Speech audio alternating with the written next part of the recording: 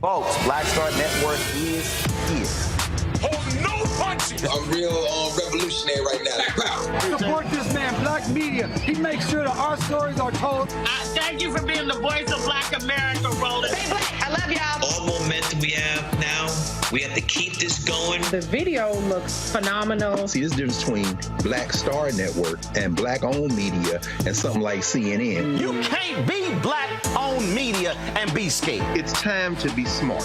Bring your eyeballs home. You dig?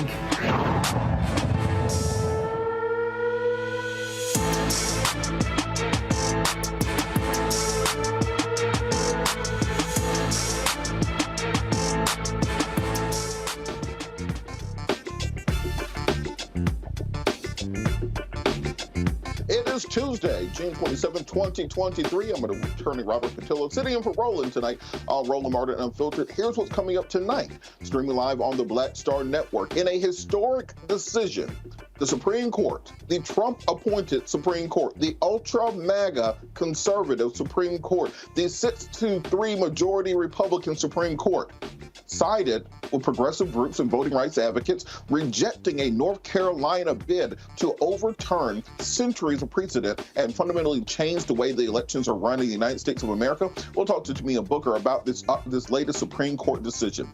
Also, today on Good Morning America, there was an exclusive interview with Ralph Yarl, a Missouri teenager who was shot after mistakenly entering the wrong house to pick up his siblings. We will show you the interview and we'll describe what happened on that horrific night.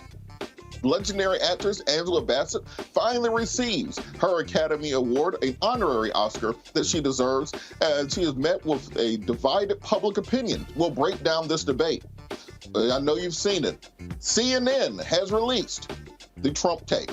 The tape of Donald Trump admitting to all the felonies that he is charged with and basically guaranteeing his ass one ride straight to jail. We're going to break down exactly what this means for the Trump campaign and what will happen to Donald Trump. How do you defend what we heard you say directly on tape? It's summer, and finding delicious, refreshing Black-owned drinks is hard. We'll look no further. Today on our Marketplace segment, we will speak to the creator of Jace's Lemonade about his signature lemonade. It is time to bring the funk on Roland Martin Unfiltered, streaming live on the Black Star Network. He's got it. Whatever the biz, he's on it. Whatever it is, he's got the scoop, the fact, the find. And when it breaks, he's right on time and it's rolling. Best believe he's knowing.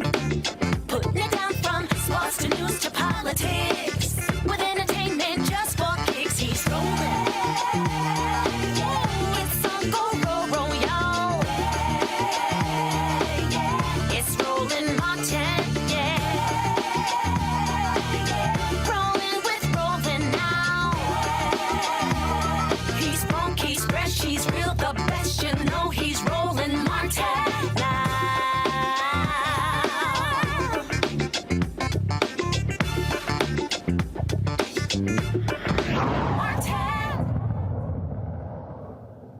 In a stunning 6-3 decision, the Supreme Court today ruled that a North Carolina legislative challenge would not go forward, which would have fundamentally changed the way the elections are running in the United States of America. At its base, this case was based upon a challenge presented by the North Carolina state legislature, arguing that because the Constitution lays out that states alone are in charge of overseeing their own electoral processes, that any review by the Supreme Court of the state of North Carolina, by the Attorney General of the state of North Carolina, by the State Elections Board of North Carolina, should be null and void, and that sole power should lie with the state legislatures in order to determine how elections should be run.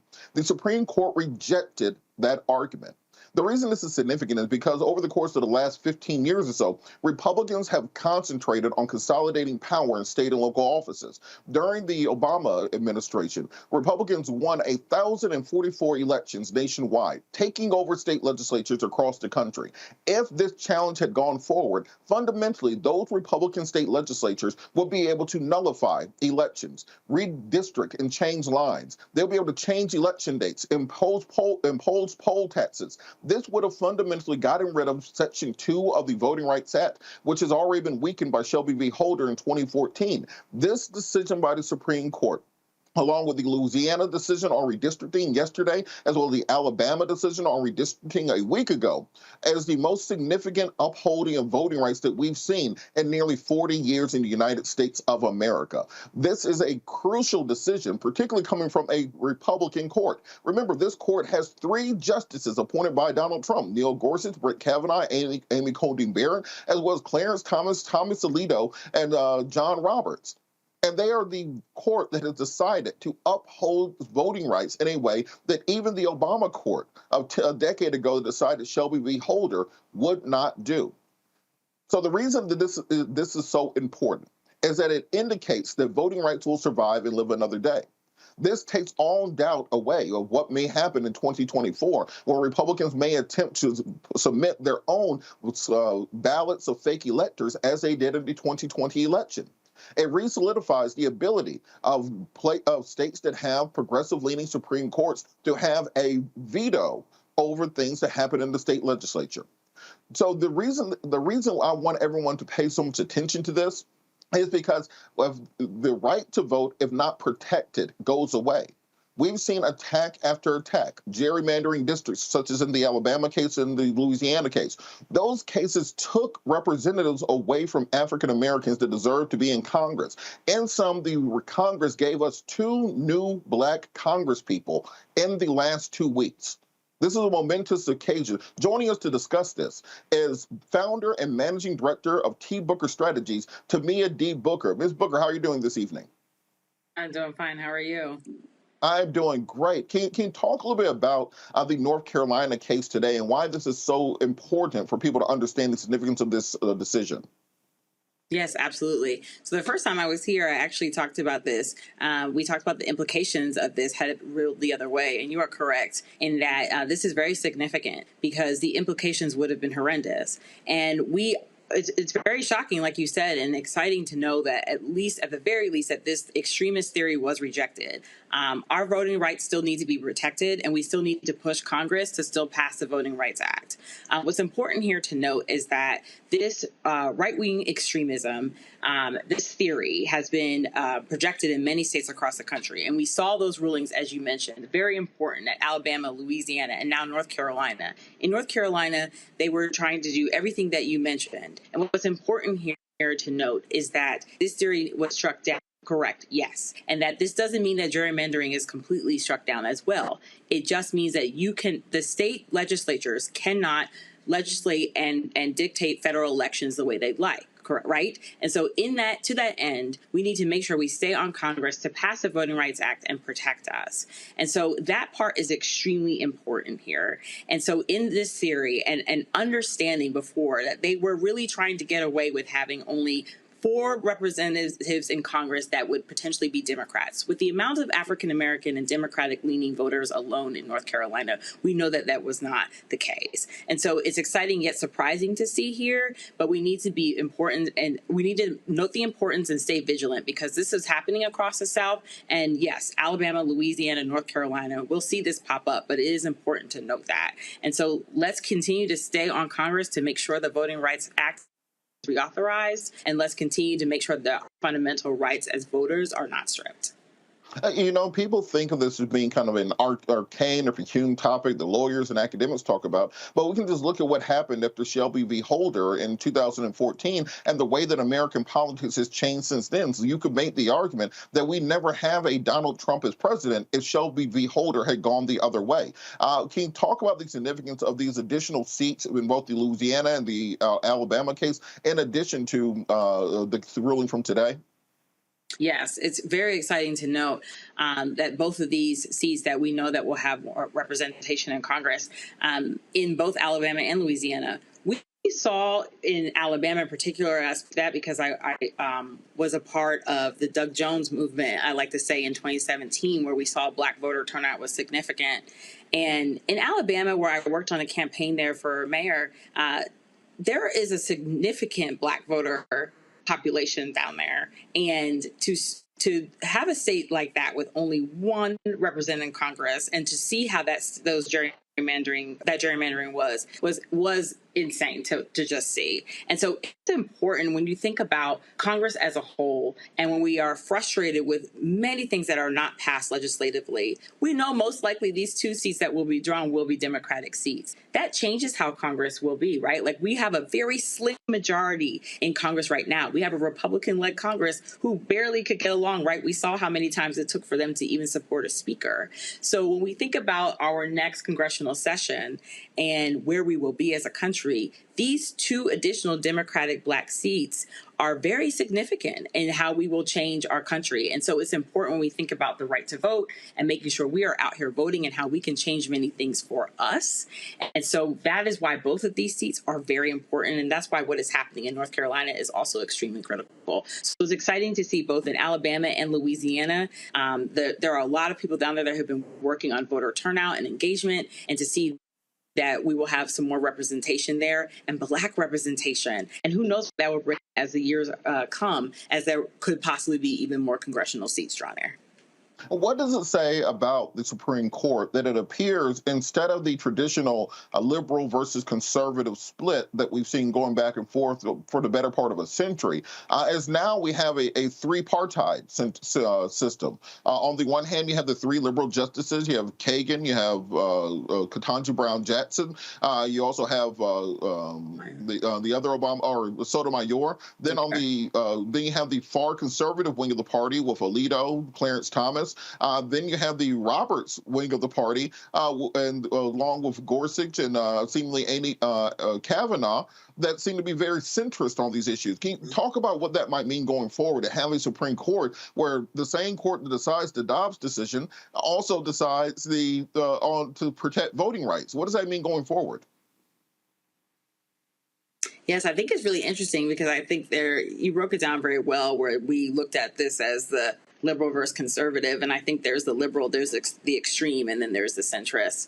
I think it'll be really telling as we look at these cases moving forward. When Alabama came, I barely read it because I was like, oh, my heart was broken because I knew it was going to go the other way. Then I looked at it again and I was stunned. So I think it's going to be very interesting to see the changes that will be made on certain ways. And I think there's also a way to view this, right? Especially when you even look at the North Carolina case. If these were Democrats, you have to look at it in that way too. They wanted to make some extreme gerrymandering rules as well. They may have felt that would have also been unconstitutional, right? Because yes, and so there has to be a standard set, and I believe that's where this ruling came from today. Is that this cannot be the standard that we set for either party in power. We have to make fair lines that have to be drawn when it comes to voting rights, and I think that's important across the board. So if we're going to protect our democracy, then we need to protect our democracy regardless of party. And I think that is what ended up happening today. And you saw that alignment, with the exception of the extreme, to me, the extremists of the court. And so I think that's what we're going to see. I think when it comes to certain fundamental issues with both parties that are controversial and down the line, I think it's going to be interesting. But I do think when it comes to some of these issues that are critical to the democracy, I think we'll see some more rulings similar to what we've seen over the last couple of weeks.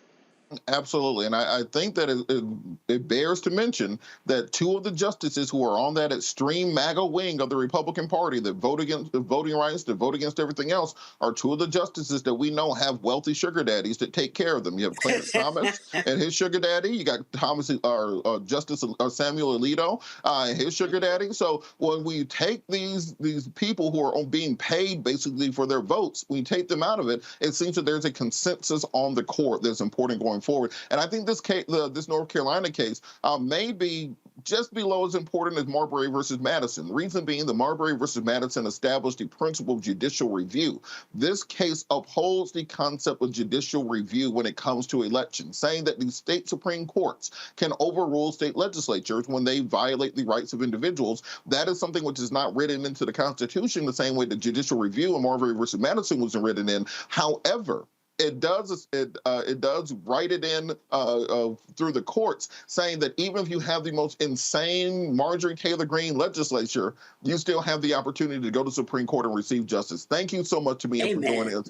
Thank you for the conversation, and hopefully we'll have you back when more of these decisions come down. We'll be back after the break on Roland Unfiltered, streaming live on the Black Star Network.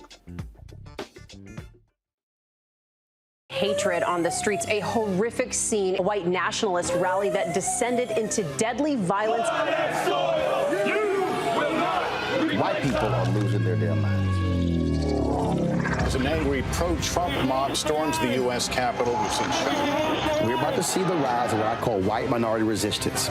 We have seen white folks in this country who simply cannot tolerate black folks voting. I think what we're seeing is the inevitable result of violent denial. This is part of American history. Every time that people of color have made progress, whether real or symbolic, there has been what Carol Anderson at Emory University calls white rage as a backlash. This is the rise of the Proud Boys and the Boogaloo Boys. America, there's going to be more of this. Here's all the Proud Boys, guys. This country is getting increasingly racist in its behaviors and its attitudes because of the fear of white people. The fear that they're taking our jobs, they're taking our resources, they're taking our women. This is white fear.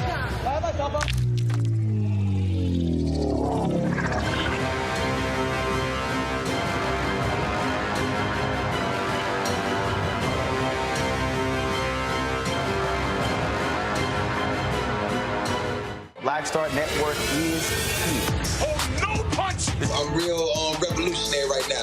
Thank you for being the voice of Black America. All momentum we have now, we have to keep this going. The video looks phenomenal. See, this difference between Black Star Network and black-owned media and something like CNN. You can't be black-owned media and be scared. It's time to be smart. Bring your eyeballs home. You dig?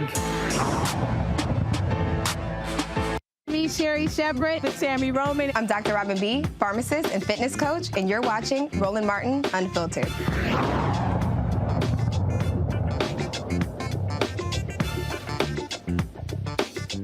Welcome back to Roland Martin Unfiltered. Let's continue this conversation about the Supreme Court hearings, about the North Carolina case from today, as well as the Louisiana case from yesterday and the Alabama case from last week, as well as the upcoming cases, including decisions on affirmative action, decisions on student loan forgiveness, as well as religious liberty. Our panel today, we have Dr. Mustafa Santiago Ali, former senior advisor for environmental justice at the EPA, Randy Bryant, DEI disruptor, Washington, D.C., Joe Richardson, civil rights attorney, joining us from Los Angeles, California. And Joe, I'm going to start with you on this. What was your takeaway from the court's decision today with regards to the North Carolina attempt to ostensibly take over elections for the indefinite future? People, I don't think, understand that our entire democracy could have been gone today if this decision went down differently. No doubt about it, really. And to be perfectly honest with you, it's a bit of a miracle. First of all, perspective is in order, right? Because had they not gutted Section 2 of the Voting Rights Act 10 years ago, we wouldn't be here, because the states in the South that has historically been racist would not have been able to change voting rules without federal approval. So that's thing one. It's part of helping to clean up a little bit of a mess. But that being said, to your point, having something happen that's so ridiculous. Historically, the Constitution was written in a certain way. There's two phrases that they focus on in the Constitution related to the regulations of state legislatures, of the states, related to federal elections and carrying them out.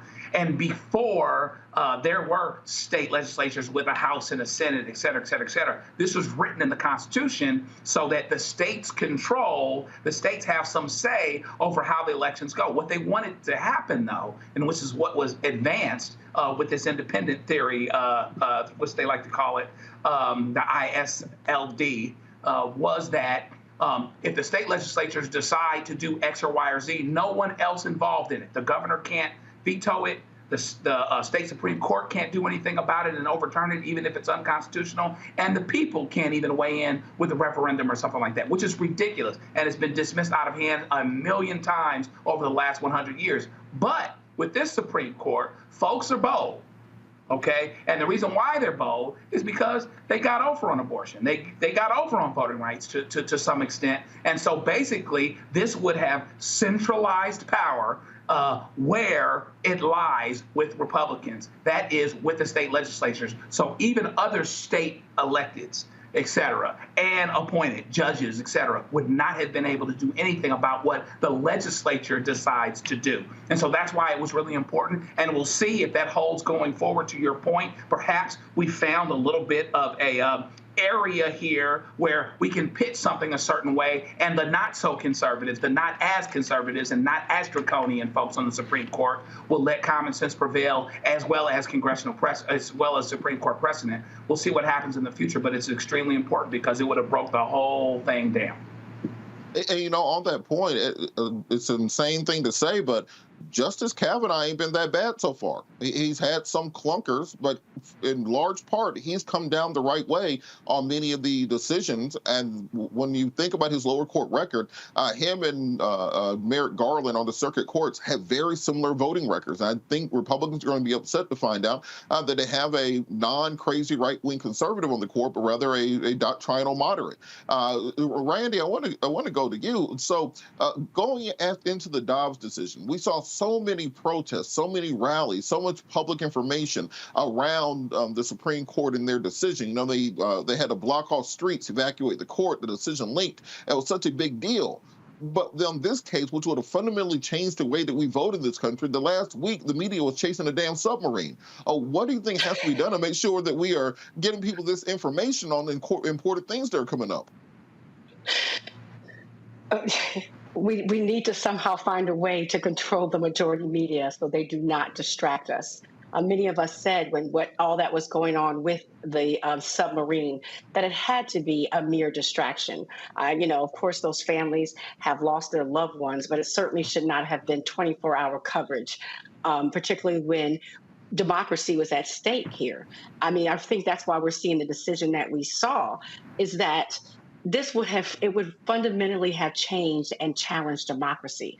I mean, to allow the legislator to absolutely be rogue. We couldn't depend. It would be no reason. Almost people would feel no reason to vote.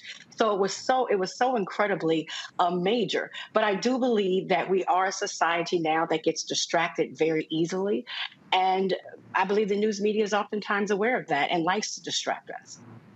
This is why, as Roland would say, black media is so important. This is why it's so important that we're able to cover these stories and have these conversations. Because if you let the mainstream media tell it, the only thing going on this week was the submarine and the BET Awards. That's the way they want you thinking.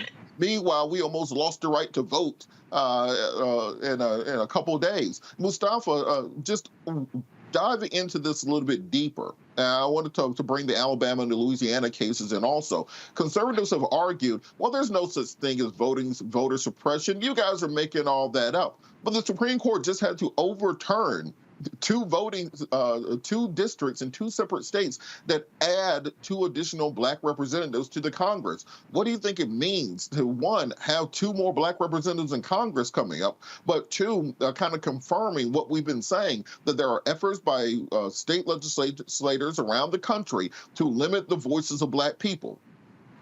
Well, it's incredibly important. You know, representation matters, as we often talk about, to have the possibility, at least, of having 2 new African-American members there on Capitol Hill, making sure that folks are being represented in a way based upon what the needs are inside the communities that they come from. So that part is incredibly important. We also have to pay particular attention. These cases are so important. And if I could just answer also the last question that you raised, you know, all of our institutions should be doing a better job of actually educating folks on how important the courts are, on how important democracy is, so that folks have, it becomes a part of nightly conversations around the dinner table or after church or after the mosque or the synagogue or wherever you might go. And when we don't do that, we create these opportunities for nefarious individuals to begin to continue to chip away at democracy. And that's exactly what we've seen going on with these cases that were moved forward. And now that the Supreme Court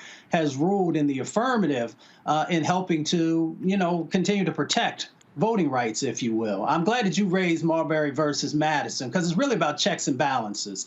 And when we don't have those checks and balances, then we know that democracy is going to continue to crumble. I mean, we should just have to be real about what's been going on. And that's why we have to get engaged. And that's why we have to make sure we're raising our voices. And that's why we also have to educate the next generations of litigators, because this is not the only time that we're going to have to fight these fights. Absolutely. And on my social media today, I saw a lot more posts about Sexy Red and Krishan twerking to Pound Town than I heard about the Supreme Court upholding the right to vote. We got to make sure that we are helping this to penetrate through into the pop culture zeitgeist for people to understand your right to vote is not guaranteed. It is still under attack every day. Joe, I want to turn to some of the upcoming cases that we're expecting decisions on. What do you expect to happen in the affirmative action cases with colleges and universities? Well, I would love to be surprised again, but most of us seem to think that affirmative action is going to go away, so that race cannot figure in at all. It had been whittled away and picked at and nibbled at for quite some time. You go back to Bakke and you go to some of these other cases where we're dealing with Michigan Law School, University of Michigan Law School, and some of the other cases in the mid-'90s, late 90s, go into the 2000s and the 2010s. And so there is a feeling that with this Supreme Court, at the very least, they'll do 5-4. Now, again, I'd love to be surprised and love to be wrong about this, so that race cannot be a consideration at all in college admissions. That seems to be where we're going. Voting rights is one thing, but, they've been picking at affirmative action for a while, so it wouldn't be a surprise if that's what ended up happening. And it's an interesting time for that, and we'll see what that does in terms of other accommodations. We've got other cases that are coming down, related to these racial issues, and so therefore we'll see what happens. But the sentiment seems to be gone for having affirmative action be being Black, being Hispanic, whatever the case may be, being a consideration in college admissions, and they expect it to go away. I would love to be wrong, though. But people who don't think this is a big issue, remember in California, they got rid of affirmative action already. After they got rid of it, Black enrollment at UC Berkeley dropped by 50%, and it has never rebounded. Randy, well, we only have about a minute left. What do you think happens in the student loan cases? No, it's not just the student loan cases. I not to ignore your question, but I just want to say that, yes, affirmative action probably is going to go away. And what makes me so angry about it is they're not talking about the how people are put in legacy. All the legacy admissions. Almost 37% of Harvard new students are from legacy, which of course we didn't have the luxury to be legacy students. And so it's just interesting to me. I really want the audience out there to understand how just this is planned out, how strategic they are being to ensure that we don't become more successful in this country, because we do know one of the major ways is to get a college education. So by blocking our ability to get in these schools, they're blocking our ability to be more economically successful. So again, I think it's important that people recognize how important these decisions are and how much planning goes into it's strategic to block us from these schools and to block us from ultimate economic success. Look, at most deaths said you start keeping pace, they start switching up the tempo. They try to attack the vote. They try to keep us out of schools. They don't want us reading, all those things. But then they will swear up and down there's no such thing as systemic racism. I'm talking to you, Tim Scott, that dumbass speech you made this week. How do you say that there's no systemic racism as there are Klan rallies happening around the country and they are attacking voting rights and and educational reform in the Supreme Court? You're making a fool out of yourself. I understand you want to be president. You don't have to be a fool. On that student loan case, my prediction is, I'll answer my own question. My prediction is it will be thrown out on standing, and Joe Biden's student loan reform would actually go forward. Mustafa, before we run out of time, there's another case on the issue of religious liberty out of Colorado, a baker who says she does not want to do a website front page for gay couples, and because of that, she's challenging it in the Supreme Court. What people don't understand is if they rule in her favor, She's right now saying, I don't want to, on religious and free speech grounds, I don't want to work with gay people. Well, then you can have a bed and breakfast that says, well, black people are the descendants of Ham, and I don't want them in my bed and breakfast either. You can have a restaurant that says, well, I don't want Jewish people in my restaurant because the Jews killed Jesus, and therefore you're basically resegregating America based on a website designer cake case. What do you think happens in that case? Well, I'm hoping that they, have the forethought to make sure they understand how this will impact all kinds of folks across the country, as you just laid out. So I'm hoping that the ruling moves in a positive direction, and they rule against the lady who brought this forward. It's always interesting. They try to use gay cases because they know there's still a resistance to that in many communities. But they realize, they hope you don't realize on the backside there's a Trojan horse of resegregation taking place. They're trying to resegregate the voting booth, resegregate colleges, and resegregate all of American society through these Supreme Court cases. We're going to talk more about this and other stories after the break. You're watching Roland Martin Unfiltered, streaming live on the Black Star Network. We'll be right back. My early days on the road, I learned, well, first of all, as a musician, I studied not only piano, but I was also drummer and percussion. I was all city percussion as well. So I was one of the best in the city on percussion. There you go. Also studied trumpet, cello, violin, and bass, and any other instrument I could get my hand on. And with that study, I learned again what was for me. I learned what it meant to do what the instruments in the orchestra meant to each other in the relationships. Right. So that prepared me to be a leader. That prepared me to lead orchestras and to conduct orchestras. That prepared me to know to be a leader of men, they have to respect you and know that you know the music. You have to be the teacher of the music. You have to know the music better than anybody. There you go. Right, so you can't walk in unprepared.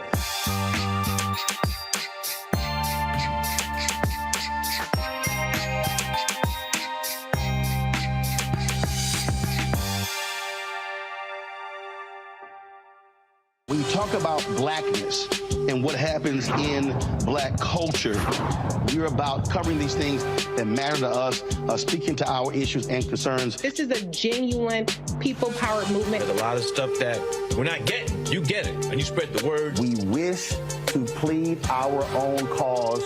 Too long have others spoken for us. We cannot tell our own story if we can't pay for it. This is about covering us. Invest in black-owned media. Your dollars matter.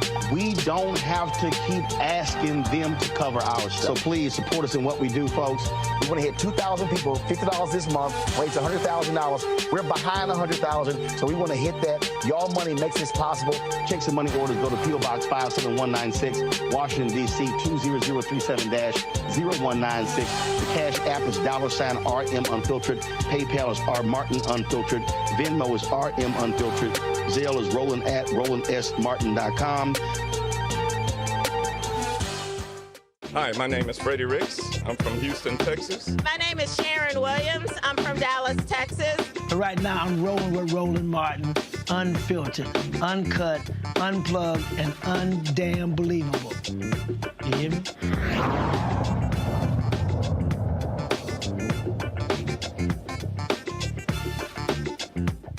You may remember the case of the Missouri teenager who was shot for going to the wrong home in order to pick up his siblings that were attending an event.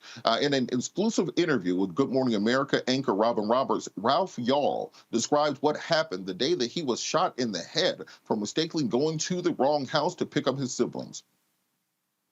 To the driveway, I walk up the steps, I ring the doorbell. I see 3 different cameras, like one looking at the driveway, one on the porch. As far as I know, I didn't know their family at all. Like, I had never even seen their friends or their parents before, so maybe this is their house. I'm just on the porch. So then I hear the door open. I see this old man, and I'm assuming, oh, this must be like their grandpa.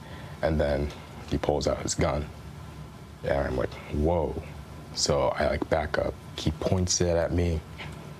So I kind of like brace, and I turn my head. Before that, I'm thinking, there's no way he's actually gonna shoot, right? The door is even open. He's gonna shoot through his glass door, and glass is gonna get everywhere.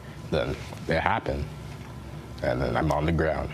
I fall on the glass, the shattered glass, and then before I know it, I'm running away, shouting, "Help me, help me." I was bleeding from my head. I was like, how is this possible? Like, I've been shot in the head. Had you ever seen that man before? Never. Were there any words that were exchanged before he shot you?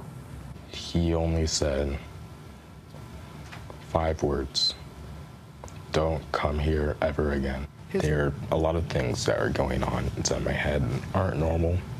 I've been having headaches, trouble with sleep, and sometimes my mind is just foggy. Like, I can't concentrate on the things that would be easy for me to do. You're looking at a kid that took the SAT when he was in the 8th grade. And now his brain is slowed. So physically he looks fine, but there is a lot that has been taken from him. What do you want people to know about you, Ralph? I'm just a kid, not larger than life, because this happened to me. I'm just gonna keep doing all the stuff that makes me happy and just living my life the best I can. What is justice to you in this case? Justice is just the rule of the law, regardless of race, ethnicity, and age. He should be convicted for the crimes that he made. I am past having any personal hatred for him. He should suffer repercussions, because that is what our society is made of. Trust in each other and reassurance that we can coexist together in harmony. Andrew Lester is charged with 1 count of felony assault in the 1st degree and 1 count of armed criminal action. Lester pled not guilty and was released on April 18th on a $200,000 bond. You don't have to have $200,000 for a $200,000 bond. You need 10% of that. Or if you don't have a criminal record, you can usually get a signature bond in many cases that will allow you to go home. His preliminary hearing is scheduled for August the 31st. I want to bring the panel in on this. Randy, what do you think it says that this young man who has gone through this tragic activity still has faith in our system to get things right? And then you hear someone like Donald Trump, when he gets in trouble, he says, the whole system's rigged, everybody's against me, this is a witch hunt. What does it say to me, the maturity and the poise of this young man and this family in this tragic situation? He has a better brain and a better heart than Trump, obviously. His parents should be just so incredibly proud of this young man. I every time I see him, it just breaks my heart that he was trying to do what any of us would ask our children to do, to go and pick up their siblings, and that he almost died.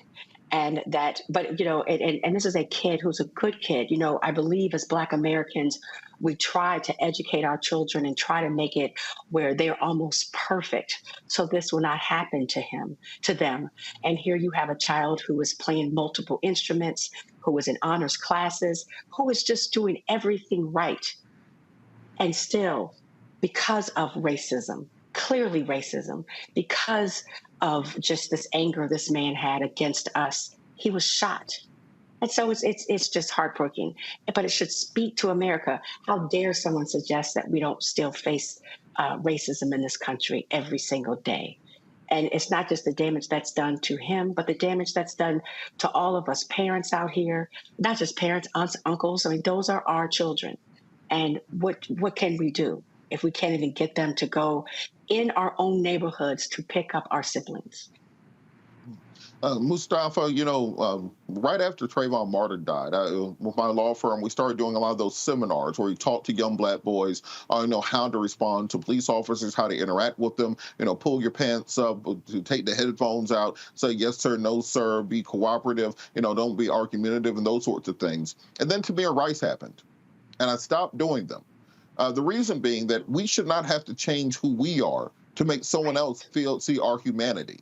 The onus should not be on us to fit this leave it to beaver perfect version of the upstanding Negro in order to receive justice in this country, or even just basic human and civil rights. The onus should be on the society to change, to see the humanity in all of us, not this idea that if you speak a certain way, walk a certain way, talk a certain way, etc., that somehow you have a lesser level of rights in America. What do you think has to happen in order for people like Mr. Lester to understand and see the humanity in young black men, not simply this caricature presented to them by Fox News and conservative media?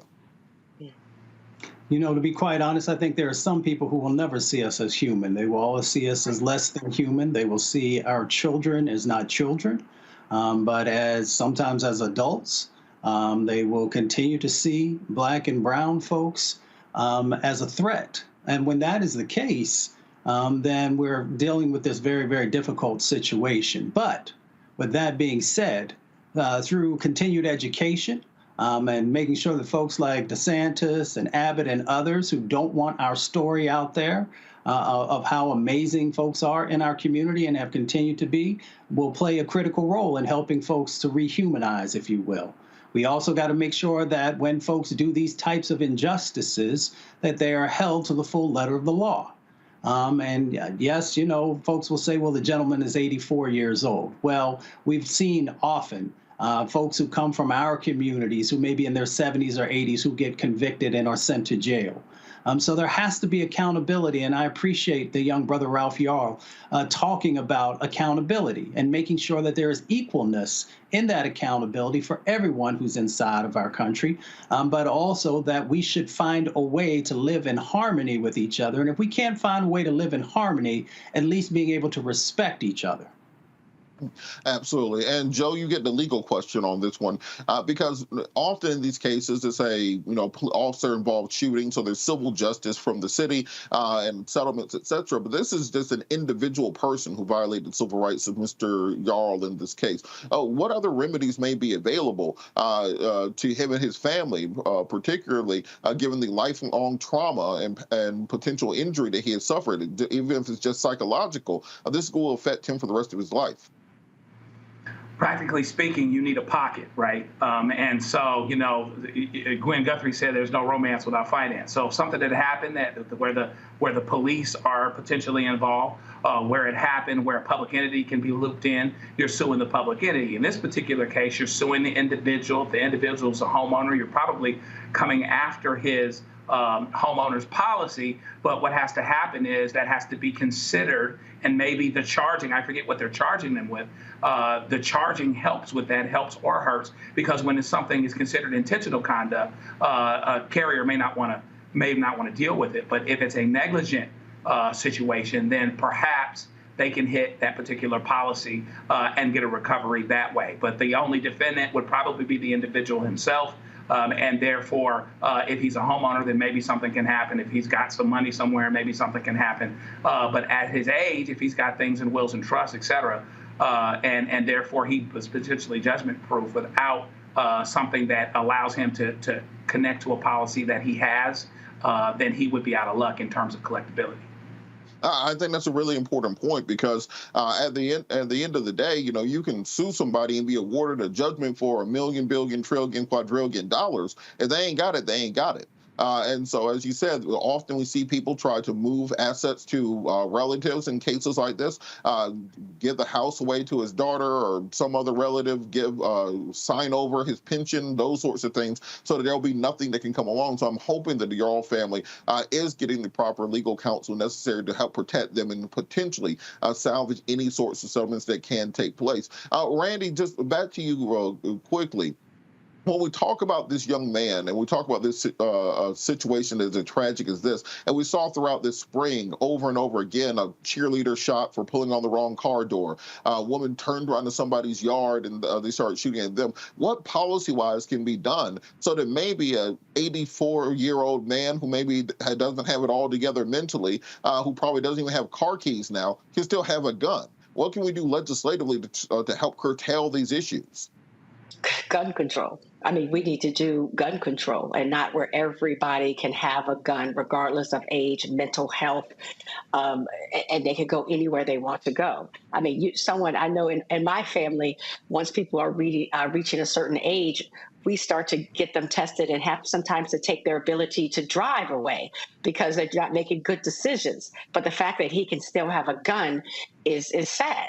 And I know people, get really uncomfortable about having these guns. But if that man had not had a gun, Ralph would not be shot.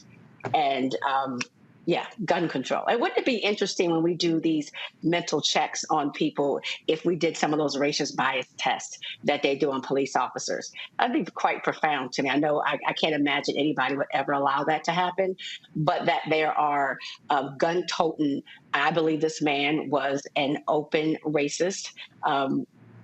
It's terrifying already for us to live as Black Americans in America, and it has become increasingly so lately. You're absolutely correct, and I'm hoping that maybe at least we can get red flag laws on the books so crazy people don't have guns. That just seems to be reasonable. I'm a pro-gun person. I'm a big fan of guns. I got a bunch of guns in this room right now. But maybe crazy people shouldn't be allowed to have them. If you're too old to drive a car, maybe it should take your gun away. Just putting that out there. We're going to keep talking after the break. You're watching Roland Martin Unfiltered, streaming live on the Black Star Network.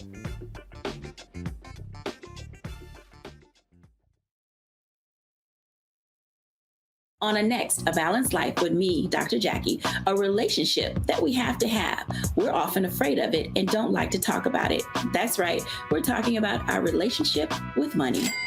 And here's the thing, our relationship with money oftentimes determines whether we have it or not. The truth is you cannot change what you will not acknowledge. Balancing your relationship with your pocketbook. That's next on A Balanced Life with me, Dr. Jackie, here at Black Star Network.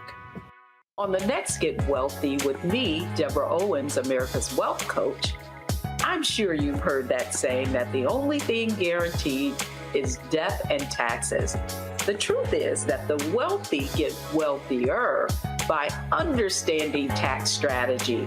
And that's exactly the conversation that we're going to have on the next Get Wealthy, where you're going to learn wealth hacks that help you turn your wages into wealth. Taxes is one of the largest expenses you ever have. You really got to know how to manage that thing and get that under control so that you can build wealth. That's right here on Get Wealthy, only on Black Star Network.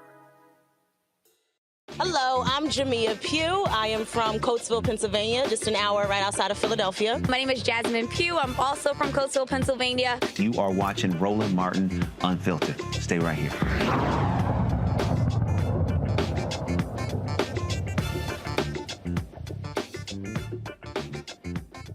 Legendary actress Angela Bassett will finally get the Oscar she deserves, but the public is divided over the honorary Academy Award. To celebrate her decades-long career and exceptional performances, the Academy of Motion Pictures, Arts, and Sciences will give Bassett an honorary Oscar in November at this year's Governor's Award. This achievement follows her contribution to the 30th anniversary of What's Love Got to Do with It and her performance in the Marvel movie Black Panther: Wakanda Forever as Queen Ramonda. Many people are expressing their disappointment on social media that Angela Bassett did not win an Oscar for her stand-up performance in the 2021 film. Some say it is long overdue, while others question the decision. One tweet from user Kelly_23 states, Angela Bassett awarded an honorary Oscar for someone who played Katherine Jackson, Tina Turner, Rosa Parks, Akila's mama, Wakanda, etc., to receive an honorary Oscar award. That is so disrespectful. That is like a participation trophy. Another tweet from user Jess Vision reads, they could have done this for Jamie Lee Curtis and gave Angela Bassett or Stephanie Hugh the Oscar they deserve. The public response to Bassett's honorary Oscar raises questions about how winners are selected in the film industry. We'll start with you, Mustafa, on this.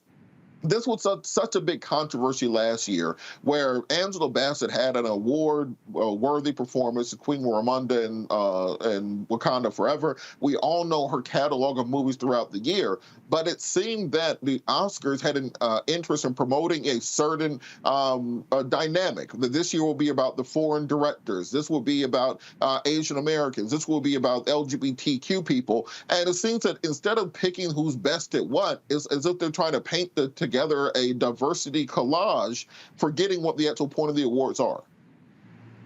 Well, we got to look at the system. So first of all, let me say, I think that making sure that Angela Bassett is being honored is not necessarily a bad thing, because she has been an incredible actress. So I honor that. But then you got to swing around and actually look at the system, because that's where people should be focusing their energy, because that's where real systemic change is going to happen, and being able to put the pressures that are necessary to make sure that there's the education that's happening in that space, and then to also be very clear with folks that if you're not going to support in an honest way Black actors and actresses, then we are no longer going to utilize our dollars in that space. Now, of course, we want to continue to be able to support them financially, but you have to make some decisions about how you're actually going to change the system. And when I see people getting upset about the surface stuff and not also utilizing the same level of energy to dive deep on how do you really change things, then I think we're missing an opportunity. Absolutely. Randy, on this point, we've said for years as the Black community that we need to stop being validated by these outside groups. Stop waiting for other people to say that your work is valid or not, that we should have our own sorts of award shows and our own apparatuses to honor each other. But then Patti LaBelle gets up at the BET Awards and forgets all the words to the Tina Turner song. Where's the balancing act in this, where we're not trying to, one, be completely beholden to what Hollywood says, but then, the BET Awards were a hot mess. Okay, yes. First, let me deal with the Oscars. Oscars so white. It hasn't been that, just been a few years since we had a campaign to try to, to highlight the way that we are not winning these awards that we rightfully should win. I do believe that we should have our own award shows. I believe that it will exhaust you if you are looking for validation from the majority white culture, right? Because we don't seem to get it. And it is almost like a consolation prize that the Queen, Angela Bassett, is being given kind of this, it does seem like a ribbon, like, here you go, let's give you something, without honoring the specific work that she did in movies that we know that she deserved an award. It just seems like just let's pacify her. We can do better. We can have award shows that aren't reflective of the BET Awards. I know that so many people were disappointed in. I did not see it. The clips I've seen, they were not quite honorable and not what I'd like to see, although I do know that they were trying to honor hip hop and go 50 years through that. But I think those are two different subjects. Just because the BET Awards weren't where they should be, we have done some magnificent, beautiful, classy award shows. And we just may have to seek that out. At the same time, though, oftentimes when actresses and actors, when they get their awards, they are given even better parts and they are able to earn more money. So they are somewhat beholden to playing in the system, playing within the system that pays them and feeds them. So I believe they have to do both. Which Queen Bassett has typically done. We do see her come to our award show. She's not one of those stars that has been away from the Black community or walked away from the Black community. She's still very immersed with us. But I do believe that we need to have something that continues to uplift us. Or I think we know as people going to work day to day, it kills pieces of your soul when you are not rightfully given credit for the work that you do. Absolutely. And Joe, kind of on this same point, I think people forget this. So somebody can find that picture of Angela Bassett and Jamie Lee Curtis. Angela Bassett and Jamie Lee Curtis are about the same age.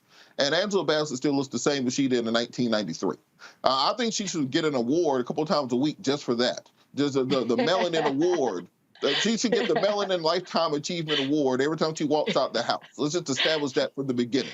That's why when they say black don't crack, they are talking about Angela Bassett and Tina Turner and Eartha Kitt.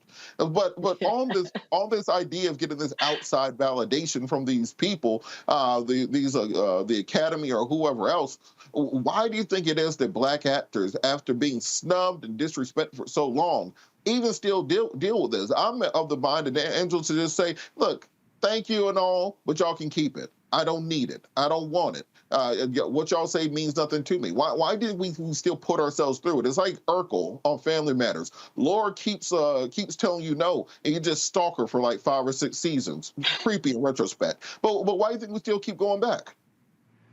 Oh, I mean, there's a couple different ways to look at it. First of all, I would rather her have a real Oscar. She absolutely deserves it. One that is for her, her being acknowledged as the best in a category. I don't want to Brother Mustafa's point, make this honorary any less real. I don't think that that's a bad thing. But yeah, she could have won the Oscar for Wakanda Forever. She could have won the Oscar for her Tina Turner role. I'm still talking about that. And to be honest with you, I really don't like watching it because she did it so good. Because you knew Ike was going to do something to her, and you were hoping that she would get away. And you knew how the movie was going to come out. Now that's acting. You know what's going to happen, and you're still scared to watch it. But in any event, money's green. And so because of that, even though she can't rise or fall on the feelings that are projected to her by the Oscar folks. And so, yes, to be celebrated from our own is a huge thing and a wonderful thing. But it also takes you to another level if you have recognition all the way across the board when you deserve it. If you deserve it, why not? And, it's not even so much about them being in this category or that category. Listen, if you got crossover appeal, you in a movie that made $300 or $400 million, and you are the best actress, you should be acknowledged as such, regardless of who's doing the acknowledging. And so, therefore, to me, to my mind, so yeah, I wouldn't let the sun rise or set on it. Because now you holding your breath. Next thing you know, you're going to be disappointed and dead. That's not good. But at the same time, money's green. And so she's getting $450,000 an episode for the TV the work that she does. And maybe it's a little less true in terms of her not having made it, her not doing well as she could be doing. But it takes you to another level, and it opens the doors for others of us. And so it's important that way. If it's deserved, it's deserved. Miss Bassett, if you need appreciation anytime, if you don't want to worry about the Oscars, the Academy Awards, my Instagram is ROBER. Oh, sorry. Mustafa. So we keep doing this song and dance. It seems like the Oscars started with the Oscars So White hashtag, and then they wanted to overcorrect for that. Then they wanted to go significantly in the other direction. Do you think it cheapens these awards when they're kind of setting out with an agenda as opposed to just awarding to whoever did the best job that year? Yeah, I was an athlete in college, and I wouldn't want anybody to just, give me something because I was the only brown person there or something along those lines. So I think it cheapens it if it's because you have not truly earned it. But when it comes to Miss Bassett, we know that she has earned it. If anybody saw that role she did when she played Betty Shabazz, it was just amazing. And she has actually been, represented many of our female leaders there on the screen. So she deserves whatever accolades she receives. But let me just say this also, Robert.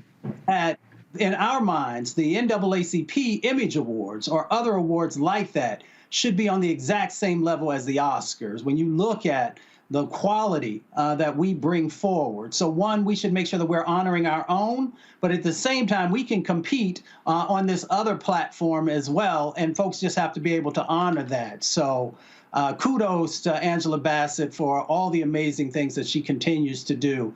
And that's the thing we often forget. So she has an honorary Oscar award. She's not going anywhere. She is still going to continue to put out high quality content.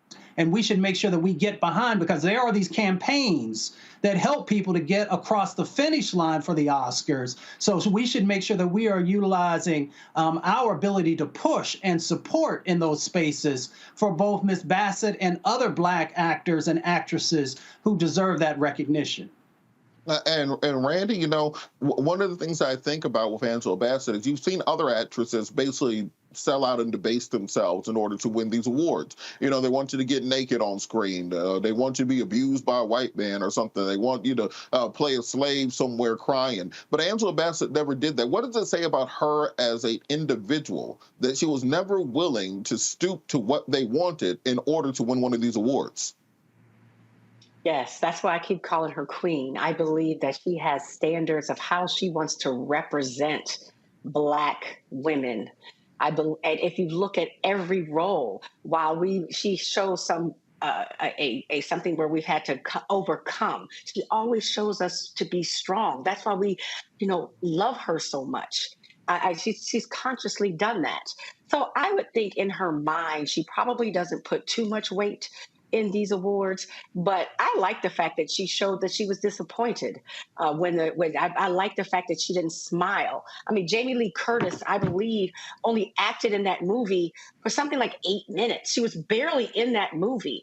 She wasn't carrying a movie so much like Angela Bassett was. But so I like the fact that she just showed, like, I know the deal. I'm here. I'm gonna play the game, but I know the deal. She's a queen. She's a queen.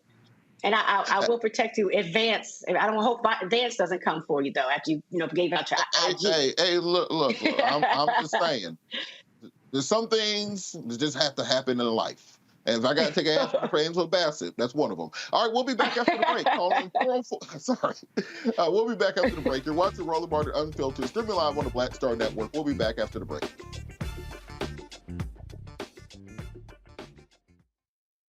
Up next on The Frequency with me, Dee Barnes. She's known as the Angela Davis of hip-hop. Monet Smith, better known as Medusa, the gangsta goddess, the undisputed queen of West Coast underground hip-hop. Pop locking is really what indoctrinated me in hip-hop. I don't even think I realized it was hip-hop at that time. Right. It was a happening. Mm-hmm. It was a moment of release. We're going to be getting into her career, knowing her whole story, and breaking down all the elements of hip-hop. This week on The Frequency, only on the Black Star Network. Next on The Black Table with me, Greg Carr. Succession. We're hearing that word pop up a lot these days as our country continues to fracture and divide. But did you know that idea, essentially a breaking up of the USA, has been part of the public debate since long before and long after the Civil War, right up to today? On our next show, you'll meet Richard Crichton, the author of this book, who says breaking up this great experiment called America might not be such a bad thing. That's on the next Black Table, right here on the Black Star Network. Hey, what's up? It's Sammy Roman. Hey, it's John Murray, the executive producer of the new Sherry Shepherd Talk Show. It's me, Sherry Shepherd, and you know what you're watching, Roland Martin Unfiltered.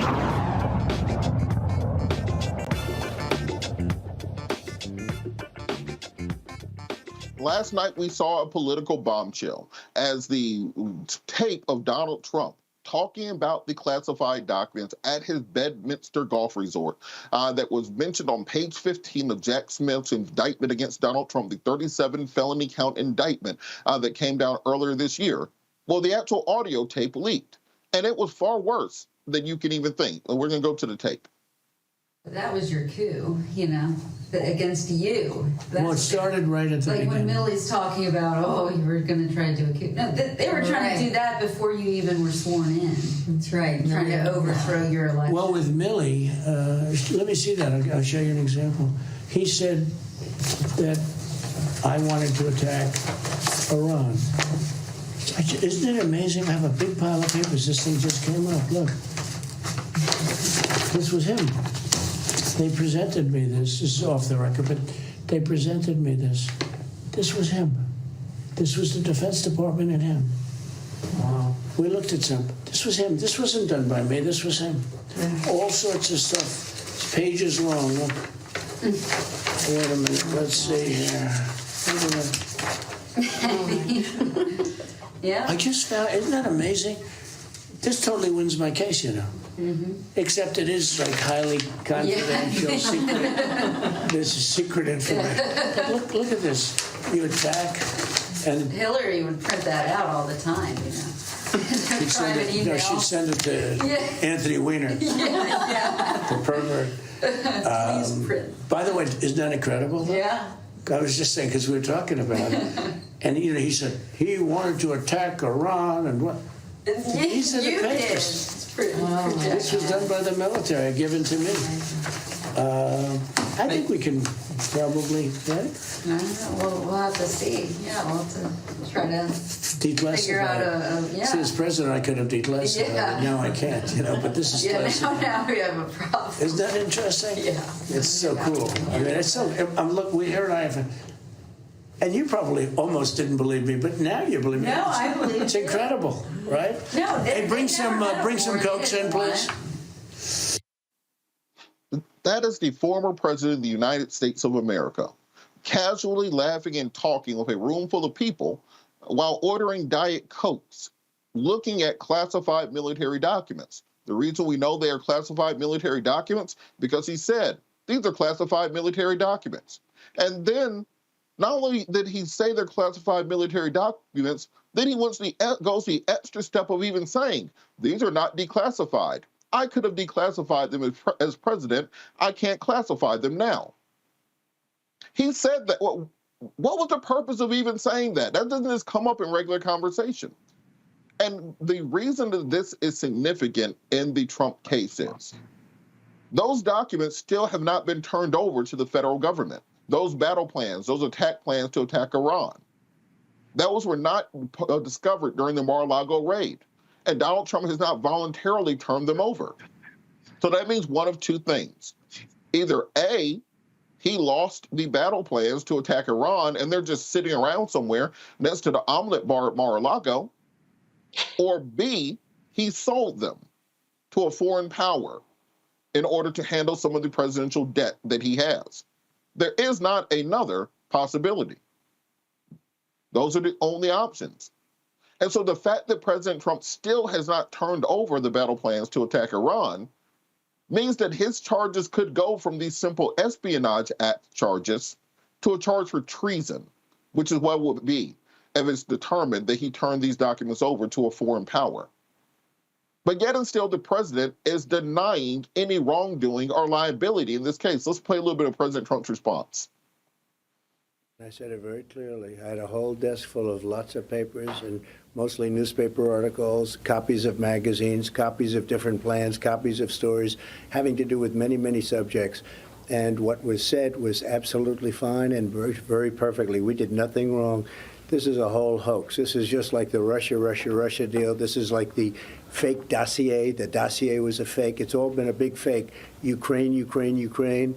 We went through these things ad nauseum, and this is 7 years of this stuff, and now this one.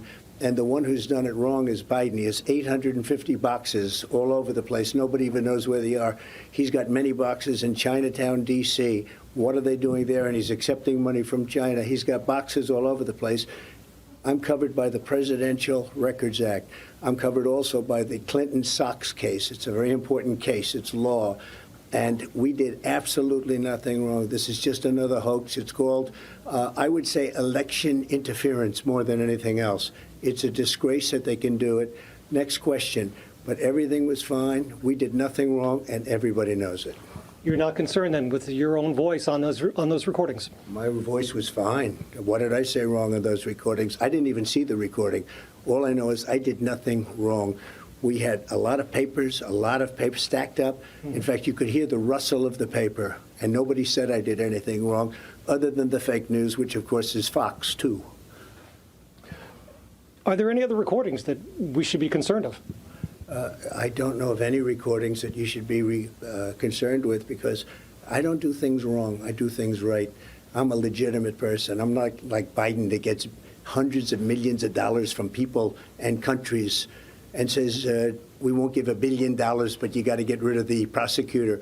And then guys like you don't do anything about it because nothing happens. Now, we do things right, so I don't care about any recordings. Supreme Court. So a couple things I need to correct there, Mr. President. One, the Presidential Records Act covers presidential records. It does not cover national security documents. because that's not a presidential record. If you scribbled some notes on your own notepad, that's a presidential record. If you wrote a letter to somebody or someone wrote a letter back to you, that's a presidential record. If you're narrating things for your autobiography or to go into your presidential library, those are presidential records. The battle plans to attack Iran are not presidential records. Secondarily, the Espionage Act. Let's just say everything President Trump says and those documents are not classified. He declassified them as president. The Espionage Act was written in 1917. We started classifying documents in the 1920s. The Espionage Act does not have anything to do with classification. It simply says if you have national security documents in a place that they're not supposed to be at, you have violated the Presidential Records Act. Indeed, it can be said that Jack Smith went soft on Trump because there are more charges he could have brought against him for this same action. Joining us to talk about this and have this discussion about what Trump's possible defenses could be to him admitting on tape to everything that he did, we have conservative commentator Ms. Mikhail Barthelemy. Mikhail, how are you doing today? How you doing? I keep freezing up here. Thank you for inviting me, I was going to call you Roland. Robert. Well, thanks so much for joining us. You wrote a whole book on President Trump, but even as a Trump supporter, can they at least admit that he seems to be in a pretty significant amount of trouble here? You know what? Ever since President Trump came down that escalator, he's been in trouble by the people that want to take him down. I mean, hoax after hoax. We have basically seen a nothing burger out of every single thing that they've thrown at this president, and every single time he's come out clean. I mean, everything from, let's see, I wrote it down, everything from the Steele dossier. Okay, remember that? The Russia hoax and that Donald Trump was a Russian agent. How did that pan out? Okay, number two, the lab leak theory was just right-wing conspiracy theory. And the Trump lie, the Hunter Biden laptop story. Now, right now, this particular incident that happened with this recording, however this came out, we don't understand or even heard the entire context of this recording. We don't know, okay, exactly how the entire thing played out. Now, we heard those snippets, but we do not have the context. But we did have President Biden on stage with foreign agents, a foreign president, an Indian president on stage saying that he has sold state secrets and other important things. So real quick, that requires context. President Biden was speaking to Modi, the Prime Minister of India. He discussed the exchange of ideas between countries, and he was making the point that to allies, there have been various transactions that have taken place to improve the lives and the military technology of those countries, particularly countries like India. So it's not that he said I was selling state secrets and that I had secret documents that I sold to people. It was during a conversation with heads of state. But on this point about not knowing the context around these documents, under what context is, hey, I have the plans to invade Iran. They're classified. I could have declassified them, but I didn't. What context belongs around that? The entire day, okay? The entire day of everything that took place. We did not hear the entirety of the recording.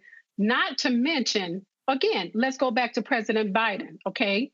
He did say that he sold secrets and a lot of important things. I don't think that was out of context, Robert, because I think that it was a Freudian slip. Look, right now we have the Hunter Biden investigation going on, where it's been shown that Hunter Biden has been on the phone texting, okay, about saying that he has his father with him right now, and he's demanding $5 million from a Chinese agent, from a Chinese company. But real quick, on that point, let's assume, but hold on. Let's assume everything about Hunter Biden is correct, that he's a criminal and he should go to jail. How does that help Donald Trump with having these classified documents in Bedminster when they're supposed to be with the National Archives and them still not being located? And my thing is, if it was classified, why is the media releasing it? I mean, we weren't supposed to be releasing classified information. If it is classified, that's what really makes me believe, Robert, that it's a nothing burger, because if it was classified information, why is it being released to the public right now? Well, we're not seeing the actual classified documents. We're hearing Donald Trump talk about having the classified documents. And the fact that he says they're not declassified, because on that tape, he could have very well simply said, well, under the Presidential Records Act, I'm allowed to have these documents. I declassified them as president, so it's okay for everybody to look at it. That's not what he said. So we're going to go to a break. I want to keep this conversation going on the other side, because I want to talk a little bit about the political ramifications around this, because since Trump has been indicted, he's up 5 points in the Republican primary polls. He has a 30-point lead over Ron DeSantis. People like him more every crime he gets arrested for, and that's just a fact. We'll be back after the break. You're watching Roland Martin Unfiltered, streaming live on the Black Star Network.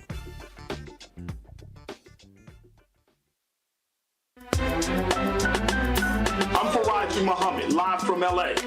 And this is The Culture. The Culture is a two-way conversation. You and me. We talk about the stories, politics, the good, the bad, and the downright ugly. So join our community every day at 3 p.m. Eastern and let your voice be heard. Hey, we're all in this together. So let's talk about it and see what kind of trouble we can get into. It's The Culture. Weekdays at 3, only on the Black Star Network. Hatred on the streets, a horrific scene, a white nationalist rally that descended into deadly violence. White people are losing their damn minds. As an angry pro-Trump mob storms the U.S. Capitol, we've seen shooting. We're about to see the rise of what I call white minority resistance.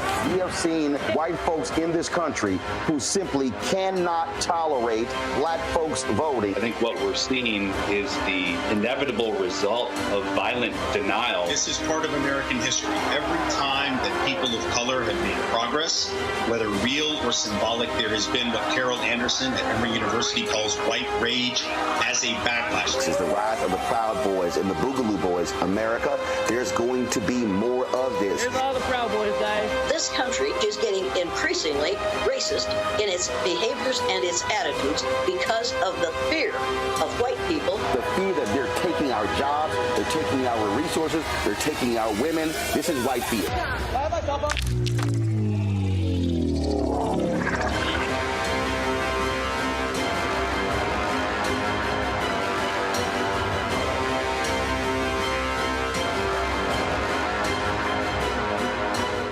What's up? Geek Tony in the place to be. Got kicked out your mama's university, creator and executive producer of Fat Tuesdays, an air hip-hop comedy. But right now, I'm rolling with Roland Martin, unfiltered, uncut, unplugged, and undamn believable. You hear me?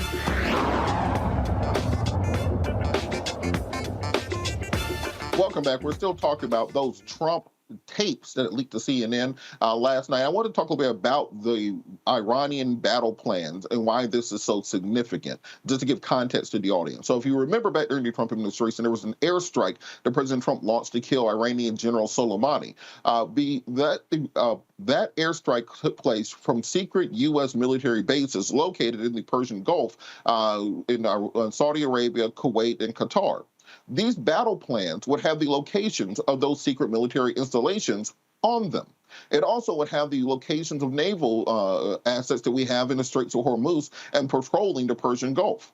It would tell the locations of where special forces are located within the peninsula and in theater, because those will be the first actors to interdict in this situation. It would have the names of U.S. assets inside the Iranian regime who are working and cooperating with the U.S. government as assets to assist us as covert agents. That information will be inside of those attack plans. It would have the location of U.S. air bases that are currently unlisted that will carry out airstrikes against the Iranian regime. It would also have the name of any internal rebel forces that we are working with, who we can ally ourselves with to be similar to what happened with the Taliban during the Mujahideen during the Afghan-Russian war, where we worked with the Mujahideen at that time because they were our allies within theater working against the Russians. All those things will be included in those Iranian battle plans, and we have no idea where they're currently located. We don't know. He did not turn them back over to the FBI, did not turn them over to the National Archive. They were not discovered in Mar-a-Lago. So, Mikhail, I want to bring you back into this conversation. Do you think it is a danger that these documents are out there, and why hasn't Trump returned them yet?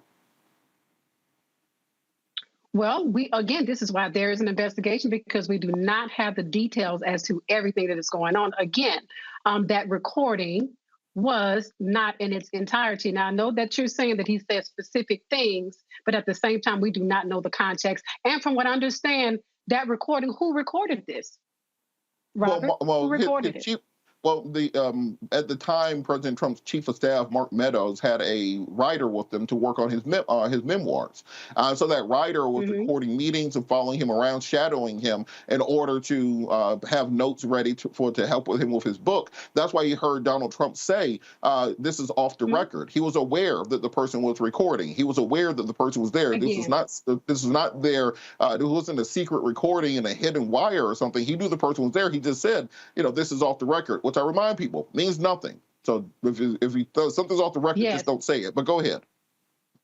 Absolutely. So that's what I just wanted to hear you say, that he knew that this was being recorded. So obviously there was nothing there. Again, Robert, everything after every mud fight, mudsling, everything that they've thrown at President Trump has turned out to be a nothing burger. What about the Presidential Powers Act? What about everything that he removes from the White House, that it's automatically declassified because he is the president? I don't see them going behind any other president. This is the only president that has been attacked and persecuted over and over again. Again, I think that this is going to turn out to be a big nothing burger. It's another hoax.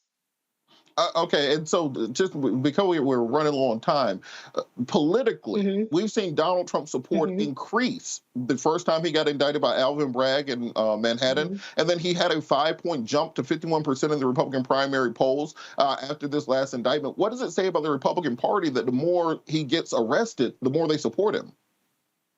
It says a lot about the left and the media and everyone that has come against this man, that you guys have made him, the left, have made him a martyr. Now, we know that that is a powerful thing, that when you martyrdom or martyrize someone, that you make them even more powerful. Guess what? The conservatives, we know what's up. We've seen the Russia hoax fall apart. We've seen everything fall apart. We saw when they said that Hunter Biden's laptop was a hoax and Russian disinformation. We've seen that be a lie. Just about every single thing, again, Robert, that has been thrown at this president has fallen apart. And this is why the American people have lost faith in the DOJ, the White House, and the media because of these attacks. So this is one reason why his popularity is increasing. All right, I want to bring the panel in. Randy, do you have a question for Mikkel?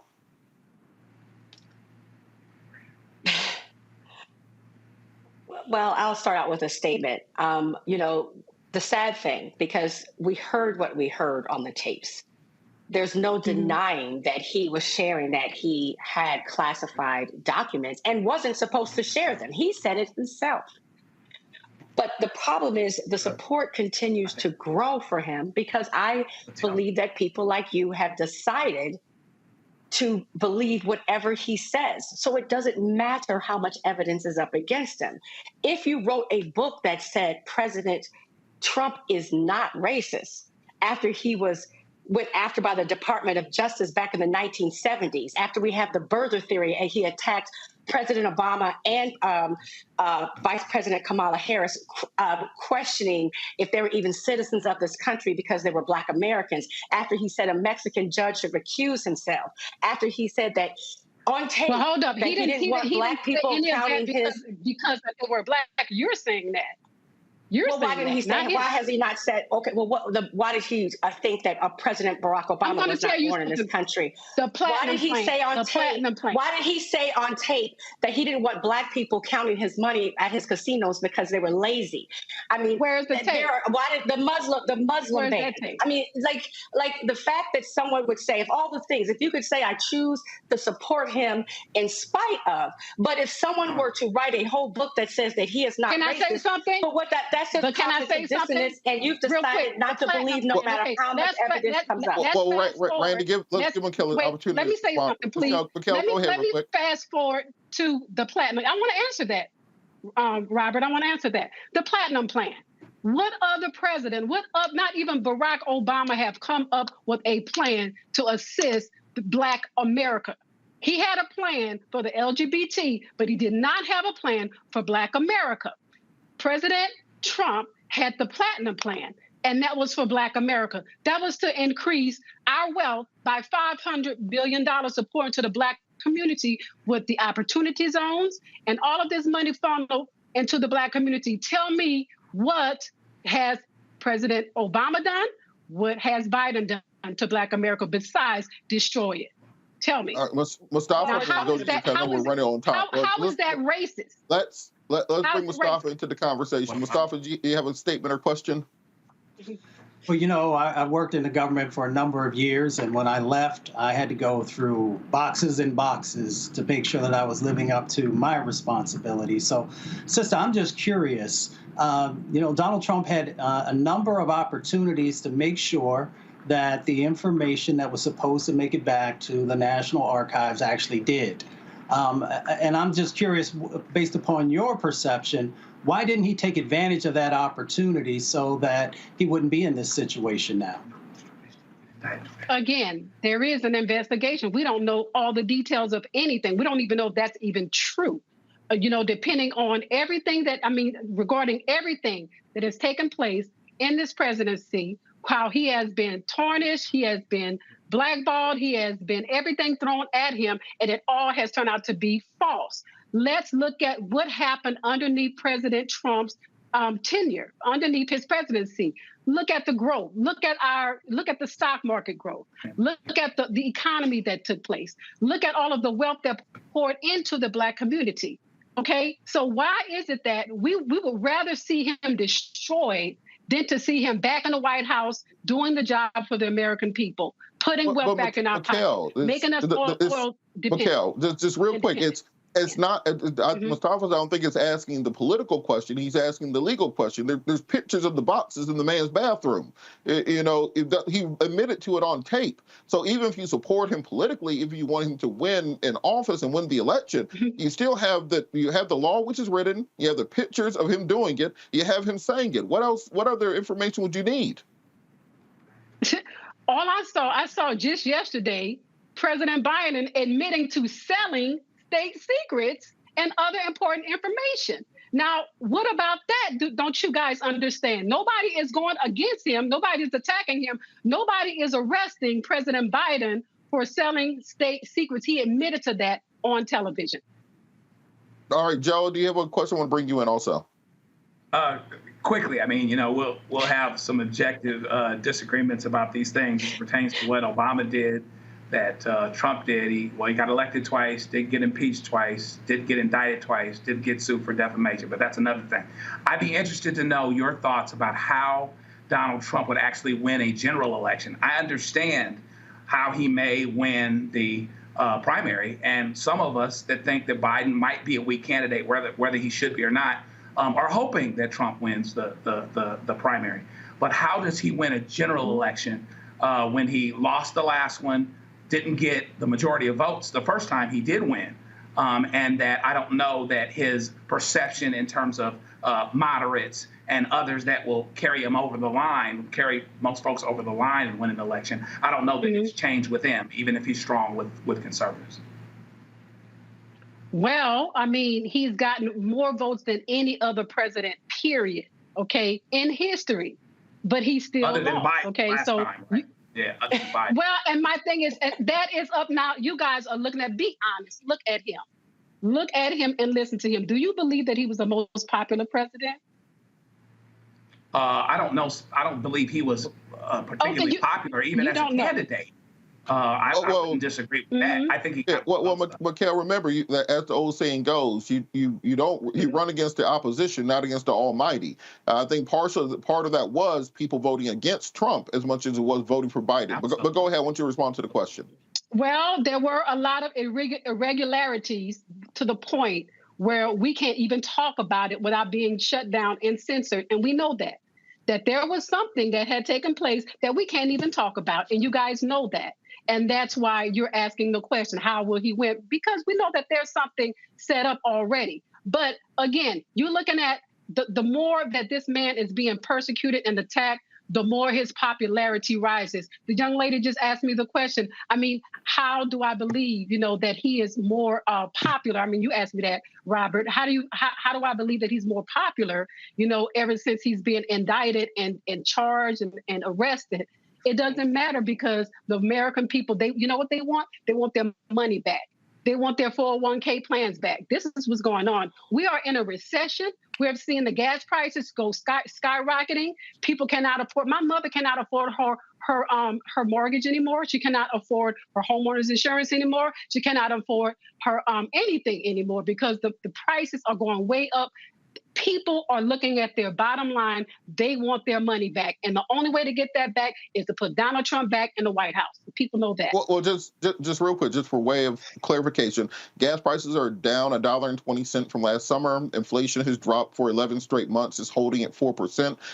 If you want to talk about economic growth, we just had last month 357,000 jobs added to the economy. Unemployment is steady at 3.4%. The inflation rate is stable at 4.3%. The Federal Reserve has stopped raising rates in order to address the insolvency crisis that we saw in the economy. So I think that when we talk about these things, they have to be rooted in the current facts as they exist. But just before we go, because we only have about a minute left, to Joe's point, Donald Trump lost the popular vote in 2016 by 3 million votes. Republicans lost the midterms in 2018.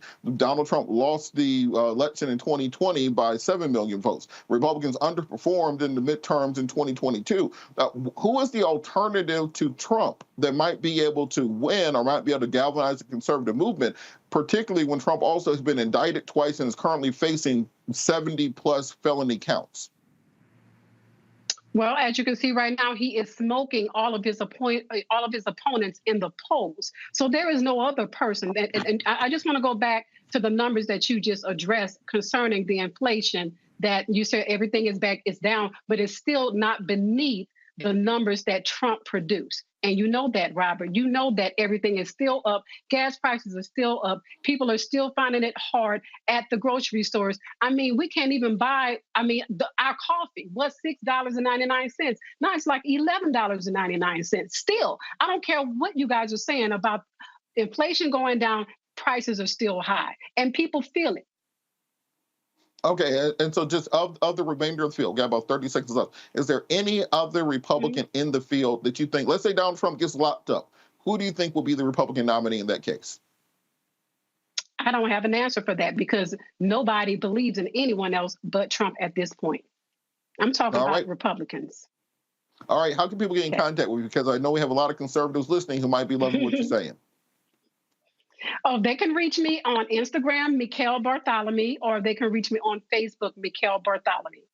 All right, thank you so much, Mikhail Bartholomew. You're watching Roland Martin Uncensored, streaming live on the Black Star Network. We'll be back after the break. Black Star Network is here. Oh, no punch! I'm real revolutionary right now. Thank you for being the voice of Black America. All momentum we have now, we have to keep this going. The video looks phenomenal. See, there's a difference between Black Star Network and black-owned media and something like CNN. You can't be black-owned media and be scared. It's time to be smart. Bring your eyeballs home. You dig? My early days on the road, I learned, well, first of all, as a musician, I studied not only piano, but I was also drummer and percussion. I was all city percussion as well. So I was one of the best in the city on percussion. There you go. Also studied trumpet, cello, violin, and bass, and any other instrument I could get my hand on. And with that study, I'd learned again what was for me. I learned what it meant to do what the instruments in the orchestra meant to each other in the relationships. Right. So that prepared me to be a leader. That prepared me to lead orchestras and to conduct orchestras. That prepared me to know, to be a leader of men, they have to respect you and know that you know the music. You have to be the teacher of the music. You have to know the music better than anybody. There you go. Right, so you can't walk in unprepared.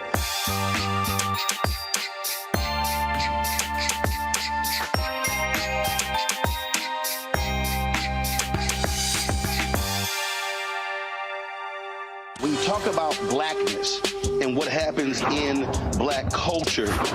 We're about covering these things that matter to us, speaking to our issues and concerns. This is a genuine people-powered movement. There's a lot of stuff that we're not getting. You get it, and you spread the word. We wish to plead our own cause.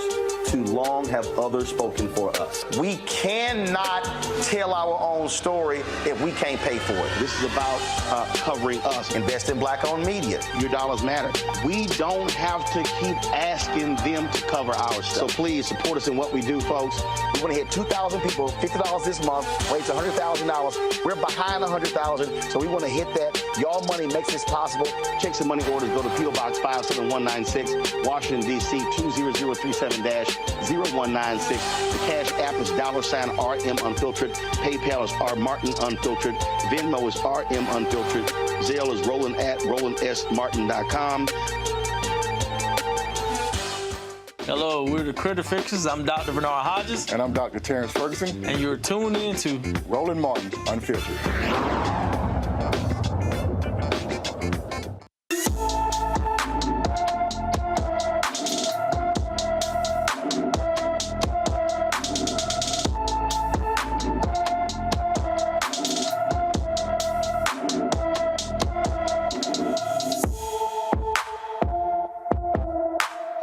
Today on Black and Missing, David Ebila has been missing from his Cleveland, Ohio home since June 7th, 2023. The 15-year-old is 5'9" tall, weighs 145, with black hair and brown eyes. Anyone with information about David Ebila is urged to call the Cleveland, Ohio Police Department at 216-621-1234. That's 216-621-1234. And of course, we hope for his safe return home. That's why we focus on these situations and these cases of black children in particular who are missing, because the mainstream media is too busy chasing that damn submarine.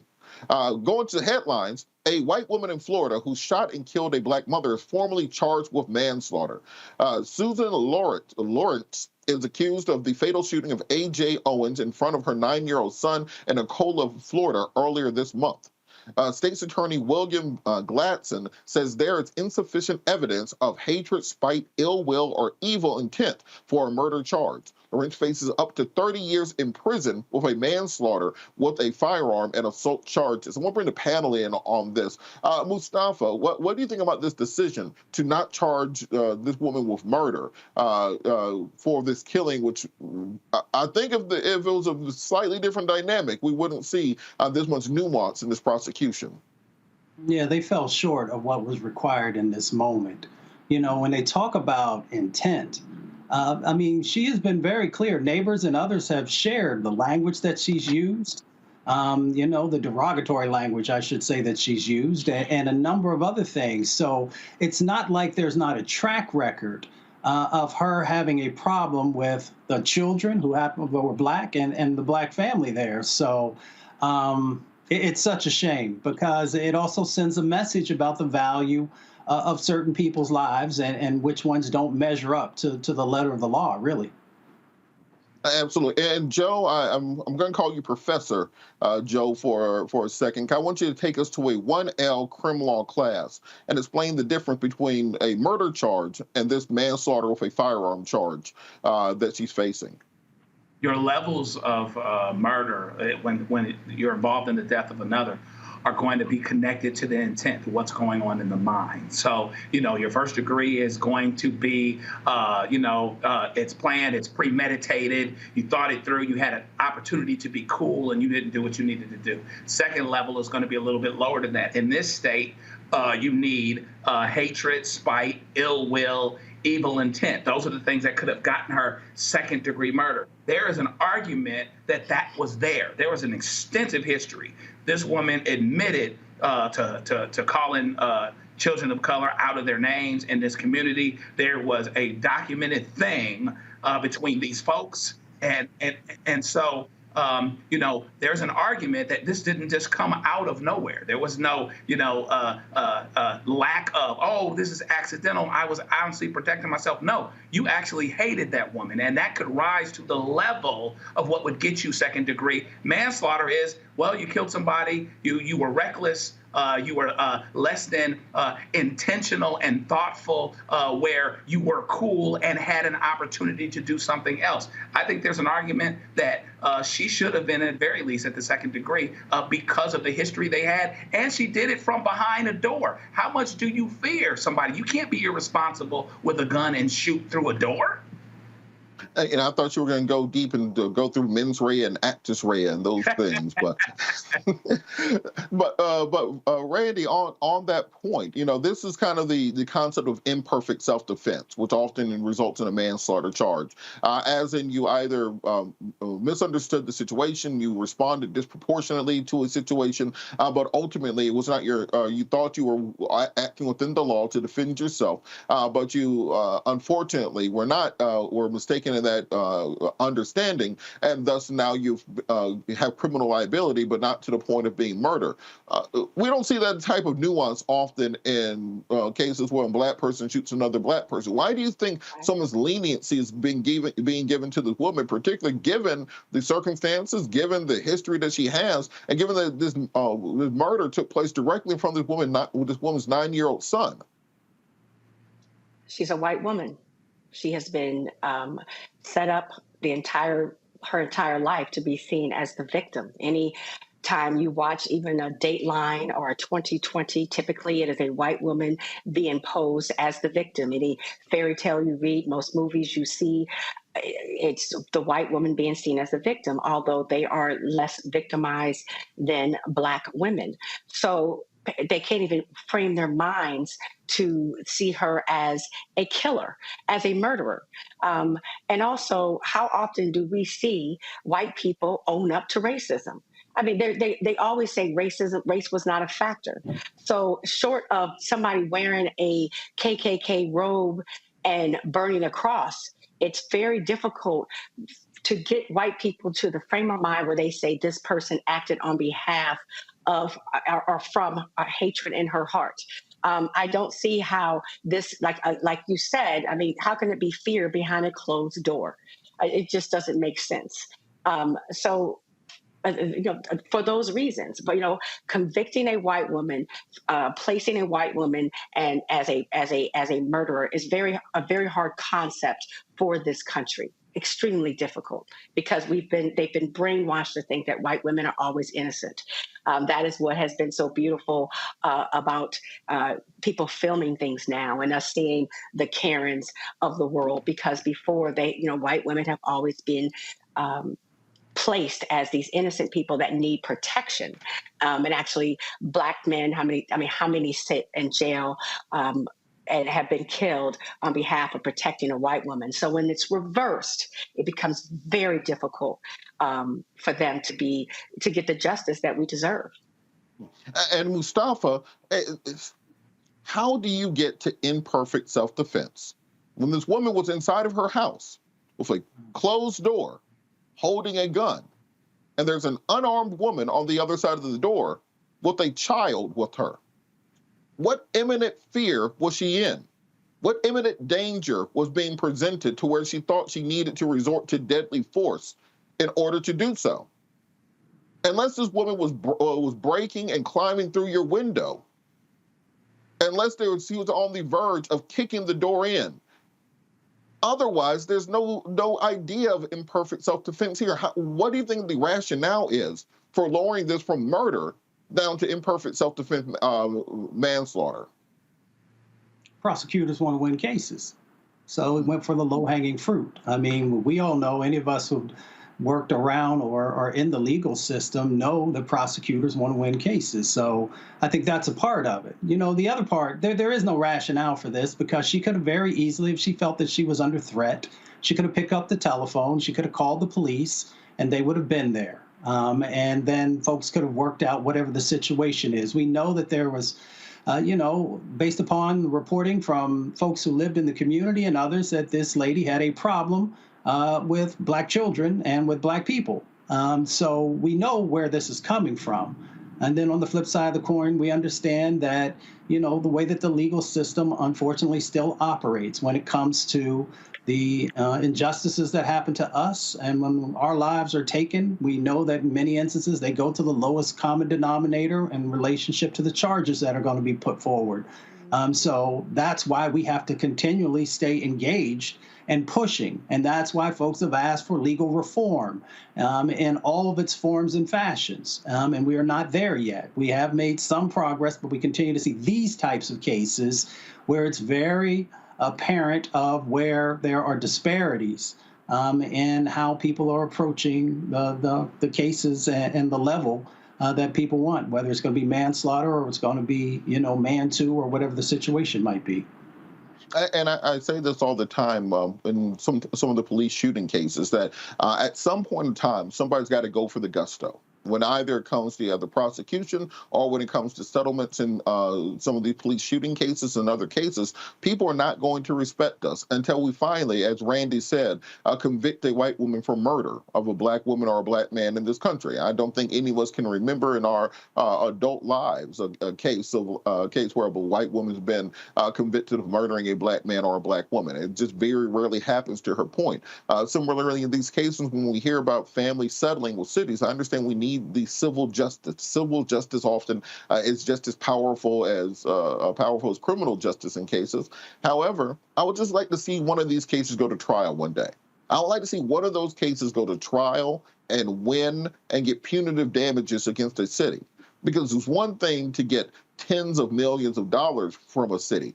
It's another thing to send the city into receivership, where they got to start naming buildings and roads after your family members because they can't afford to pay you off, where they got to start auctioning off statues to pay off the settlement against you. I'm talking about treble damages in cases for punitive damages. I want them to have to peel the gold off the dome here in Atlanta in order to pay off some of these judgments. That's what gets people to change, and that's why I wish the prosecutors went for the murder charge in this case. We're going to keep the conversation going on the other side of the break. You're watching Roland Martin Unfiltered, stream live on the Black Star Network. On a Balanced Life with me, Dr. Jackie, a relationship that we have to have. We're often afraid of it and don't like to talk about it. That's right, we're talking about our relationship with money. And here's the thing, our relationship with money oftentimes determines whether we have it or not. The truth is you cannot change what you will not acknowledge. Balancing your relationship with your pocketbook. That's next on A Balanced Life with me, Dr. Jackie, here at Black Star Network. On the next Get Wealthy with me, Deborah Owens, America's Wealth Coach, I'm sure you've heard that saying that the only thing guaranteed is death and taxes. The truth is that the wealthy get wealthier by understanding tax strategy. And that's exactly the conversation that we're going to have on the next Get Wealthy, where you're going to learn wealth hacks that help you turn your wages into wealth. Taxes is one of the largest expenses you ever have. You really got to know how to manage that thing and get that under control so that you can build wealth. That's right here on Get Wealthy, only on Black Star Network. Hey, what's up, y'all? I'm Devon Franklin. It is always a pleasure to be in the house. You are watching Roland Martin Unfiltered. Stay right here.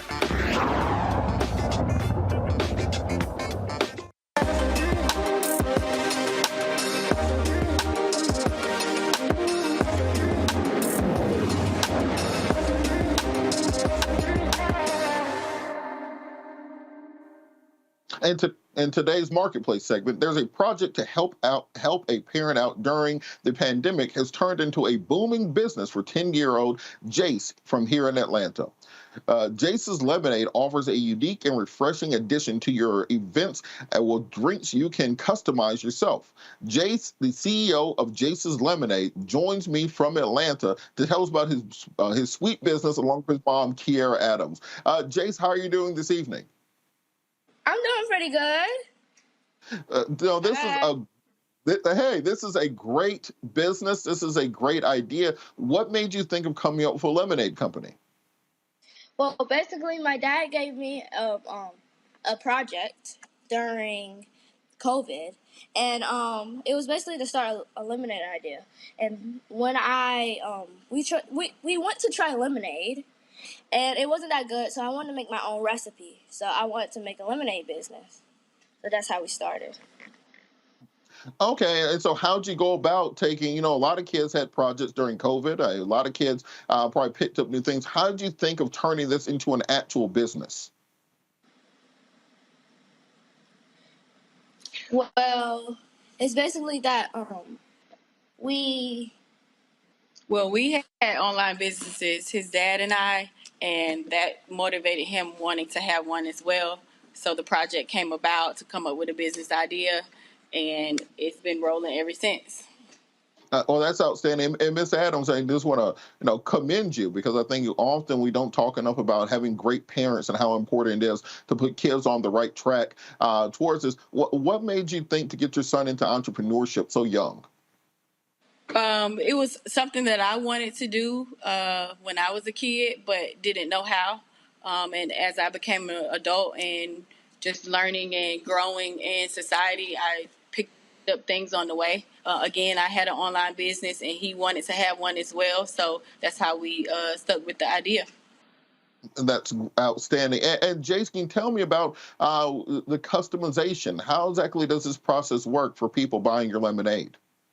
Okay, so first you pick a size, and then so a super size is 32 ounce, and then regular size is 20 ounce, and then you pick a flavor.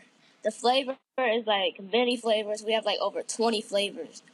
So you pick a flavor, and then if you want other stuff that have souvenir cups, that's fine. You can get one, and you can put the lemonade inside the souvenir cups.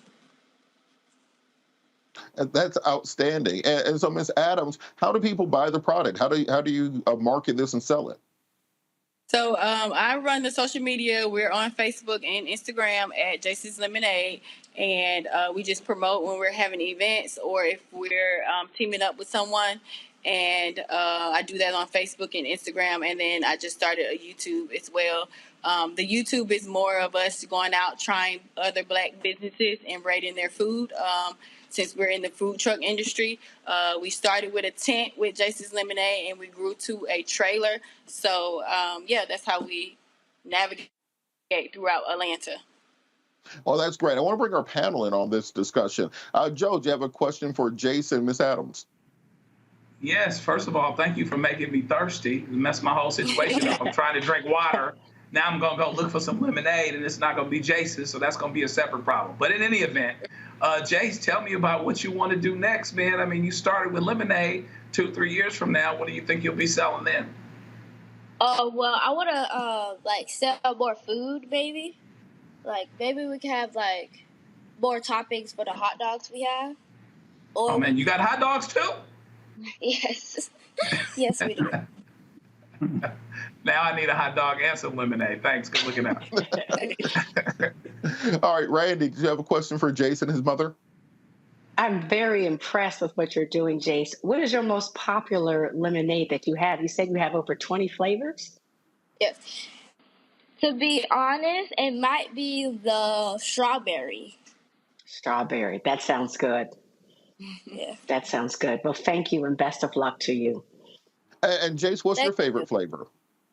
My favorite flavor would be pineapple.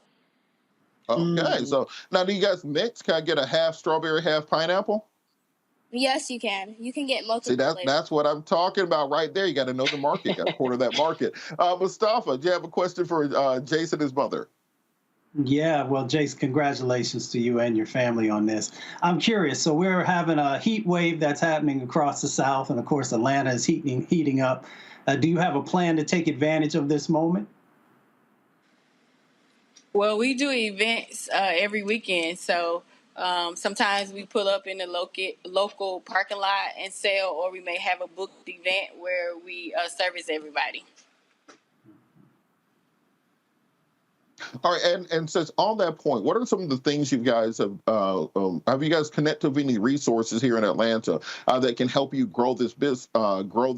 Have you connected with any corporations that might be interested in investing? What's your plan on growing this out? No, we haven't connected with anyone. We would like to grow our online sales. We started with bottles, and like I said, we've transitioned to the trailer where we do a cup size. But we also want to keep that revenue also with the online sales. So we are working on trying to grow that. Absolutely. Well, back when I was with Rainbow Push, we did a yearly youth entrepreneurship panel where we would connect youth businesses with corporations that were in their same field to help them get the type of experience and education necessary to build these things out. We had one kid who was 13 years old who had a business fixing cell phone screens in his community and wanted to perfect that. We had another young girl who made her own wigs and was selling wigs at her high school and had monetized that and turned that into a career. And one of the great resources, I'm going to shout him out right now, over in Stonecrest, Mason Wright has a hot dog stand. It started off as a hot dog stand on Morehouse's campus when he was 12 years old, so just a little bit older than Jace. And that has grown into a freestanding restaurant now that he's 16 years old. And he has a couple times a year a youth entrepreneurship fair where his restaurant is. And I'd be more than happy to connect you guys to make sure that we are encouraging this next generation of entrepreneurs and giving them the guidance necessary to keep them on that track. And just kind of on that point, do you have a 5-year growth plan on this? Do you have a place where you want this to go that you're aiming for, or is it just you're seeing where it will go organically? It's kind of a little bit of both. We do have something written down where we want to get into stores. Actually, today is Jason's birthday. He turned 10 today. Oh, wow. And he got into his first store today. So we are now selling in a store off of Jonesboro Road in Atlanta. But yeah, we want to grow, kind of see where we land. We have talked about doing like a container store somewhere, maybe on the Beltline or somewhere wherever we could land.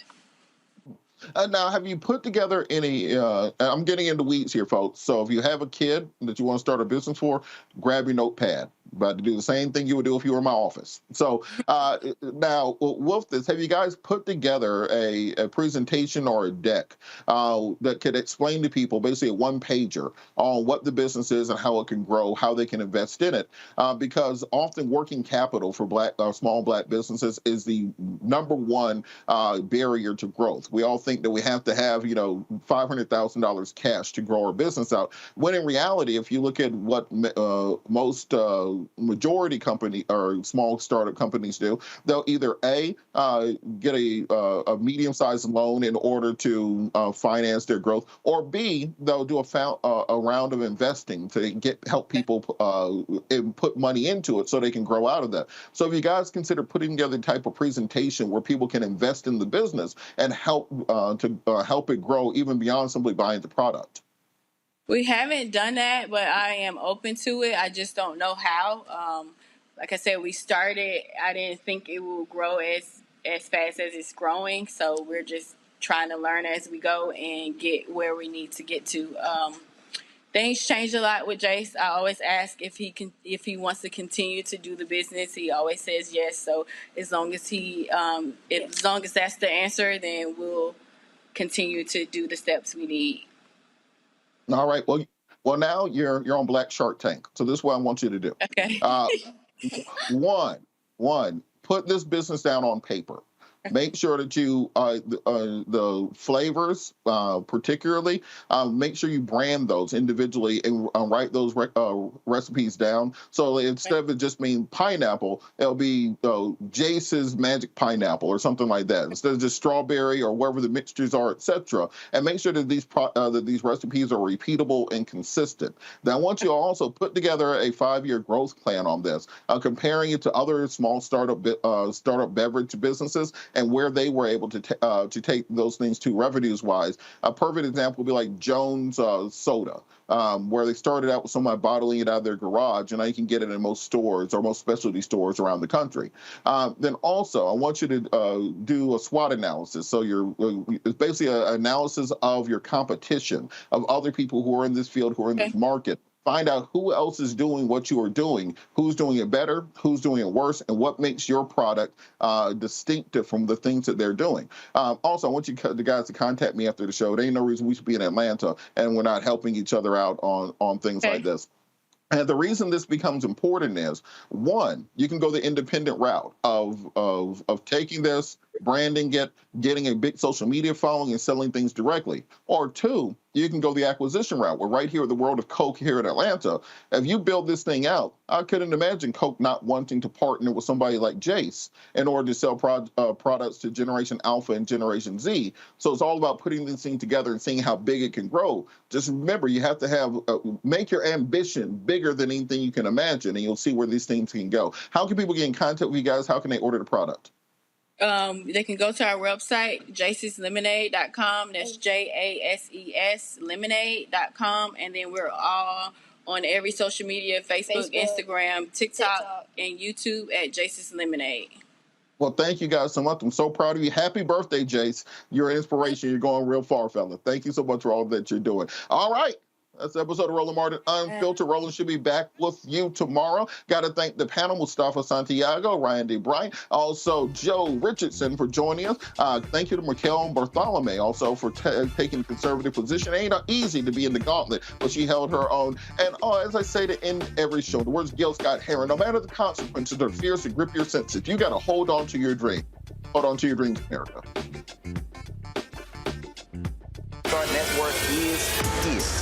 Hold no punches. I'm real revolutionary right now. Support this man, Black Media. He makes sure that our stories are told. Thank you for being the voice of Black America, Roland. Stay black. I love y'all. All momentum we have now, we have to keep this going. The video looks phenomenal. See, this difference between Black Star Network and Black-owned media and something like CNN. You can't be Black-owned media and be scared. It's time to be smart. Bring your eyeballs home. You dig? Pull up a chair, take your seat at the Black Table with me, Dr. Greg Carr, here on the Black Star Network. Every week, we'll take a deeper dive into the world we're living in. Join the conversation only on the Black Star Network. Hi, I'm Dr. Jackie Hood Martin, and I have a question for you. Ever feel as if your life is teetering and the weight and pressure of the world is consistently on your shoulders? Well, let me tell you, living a balanced life isn't easy. Join me each Tuesday on Black Star Network for A Balanced Life with Dr. Jackie. We're all impacted by the culture, whether we know it or not. From politics to music and entertainment, it's a huge part of our lives, and we're going to talk about it every day right here on The Culture with me, Faraji Muhammad, only on the Black Star Network. I'm Deborah Owens, America's Wealth Coach, and my new show, Get Wealthy, focuses on the things that your financial advisor and bank isn't telling you, but you absolutely need to know. So watch Get Wealthy on the Black Star Network.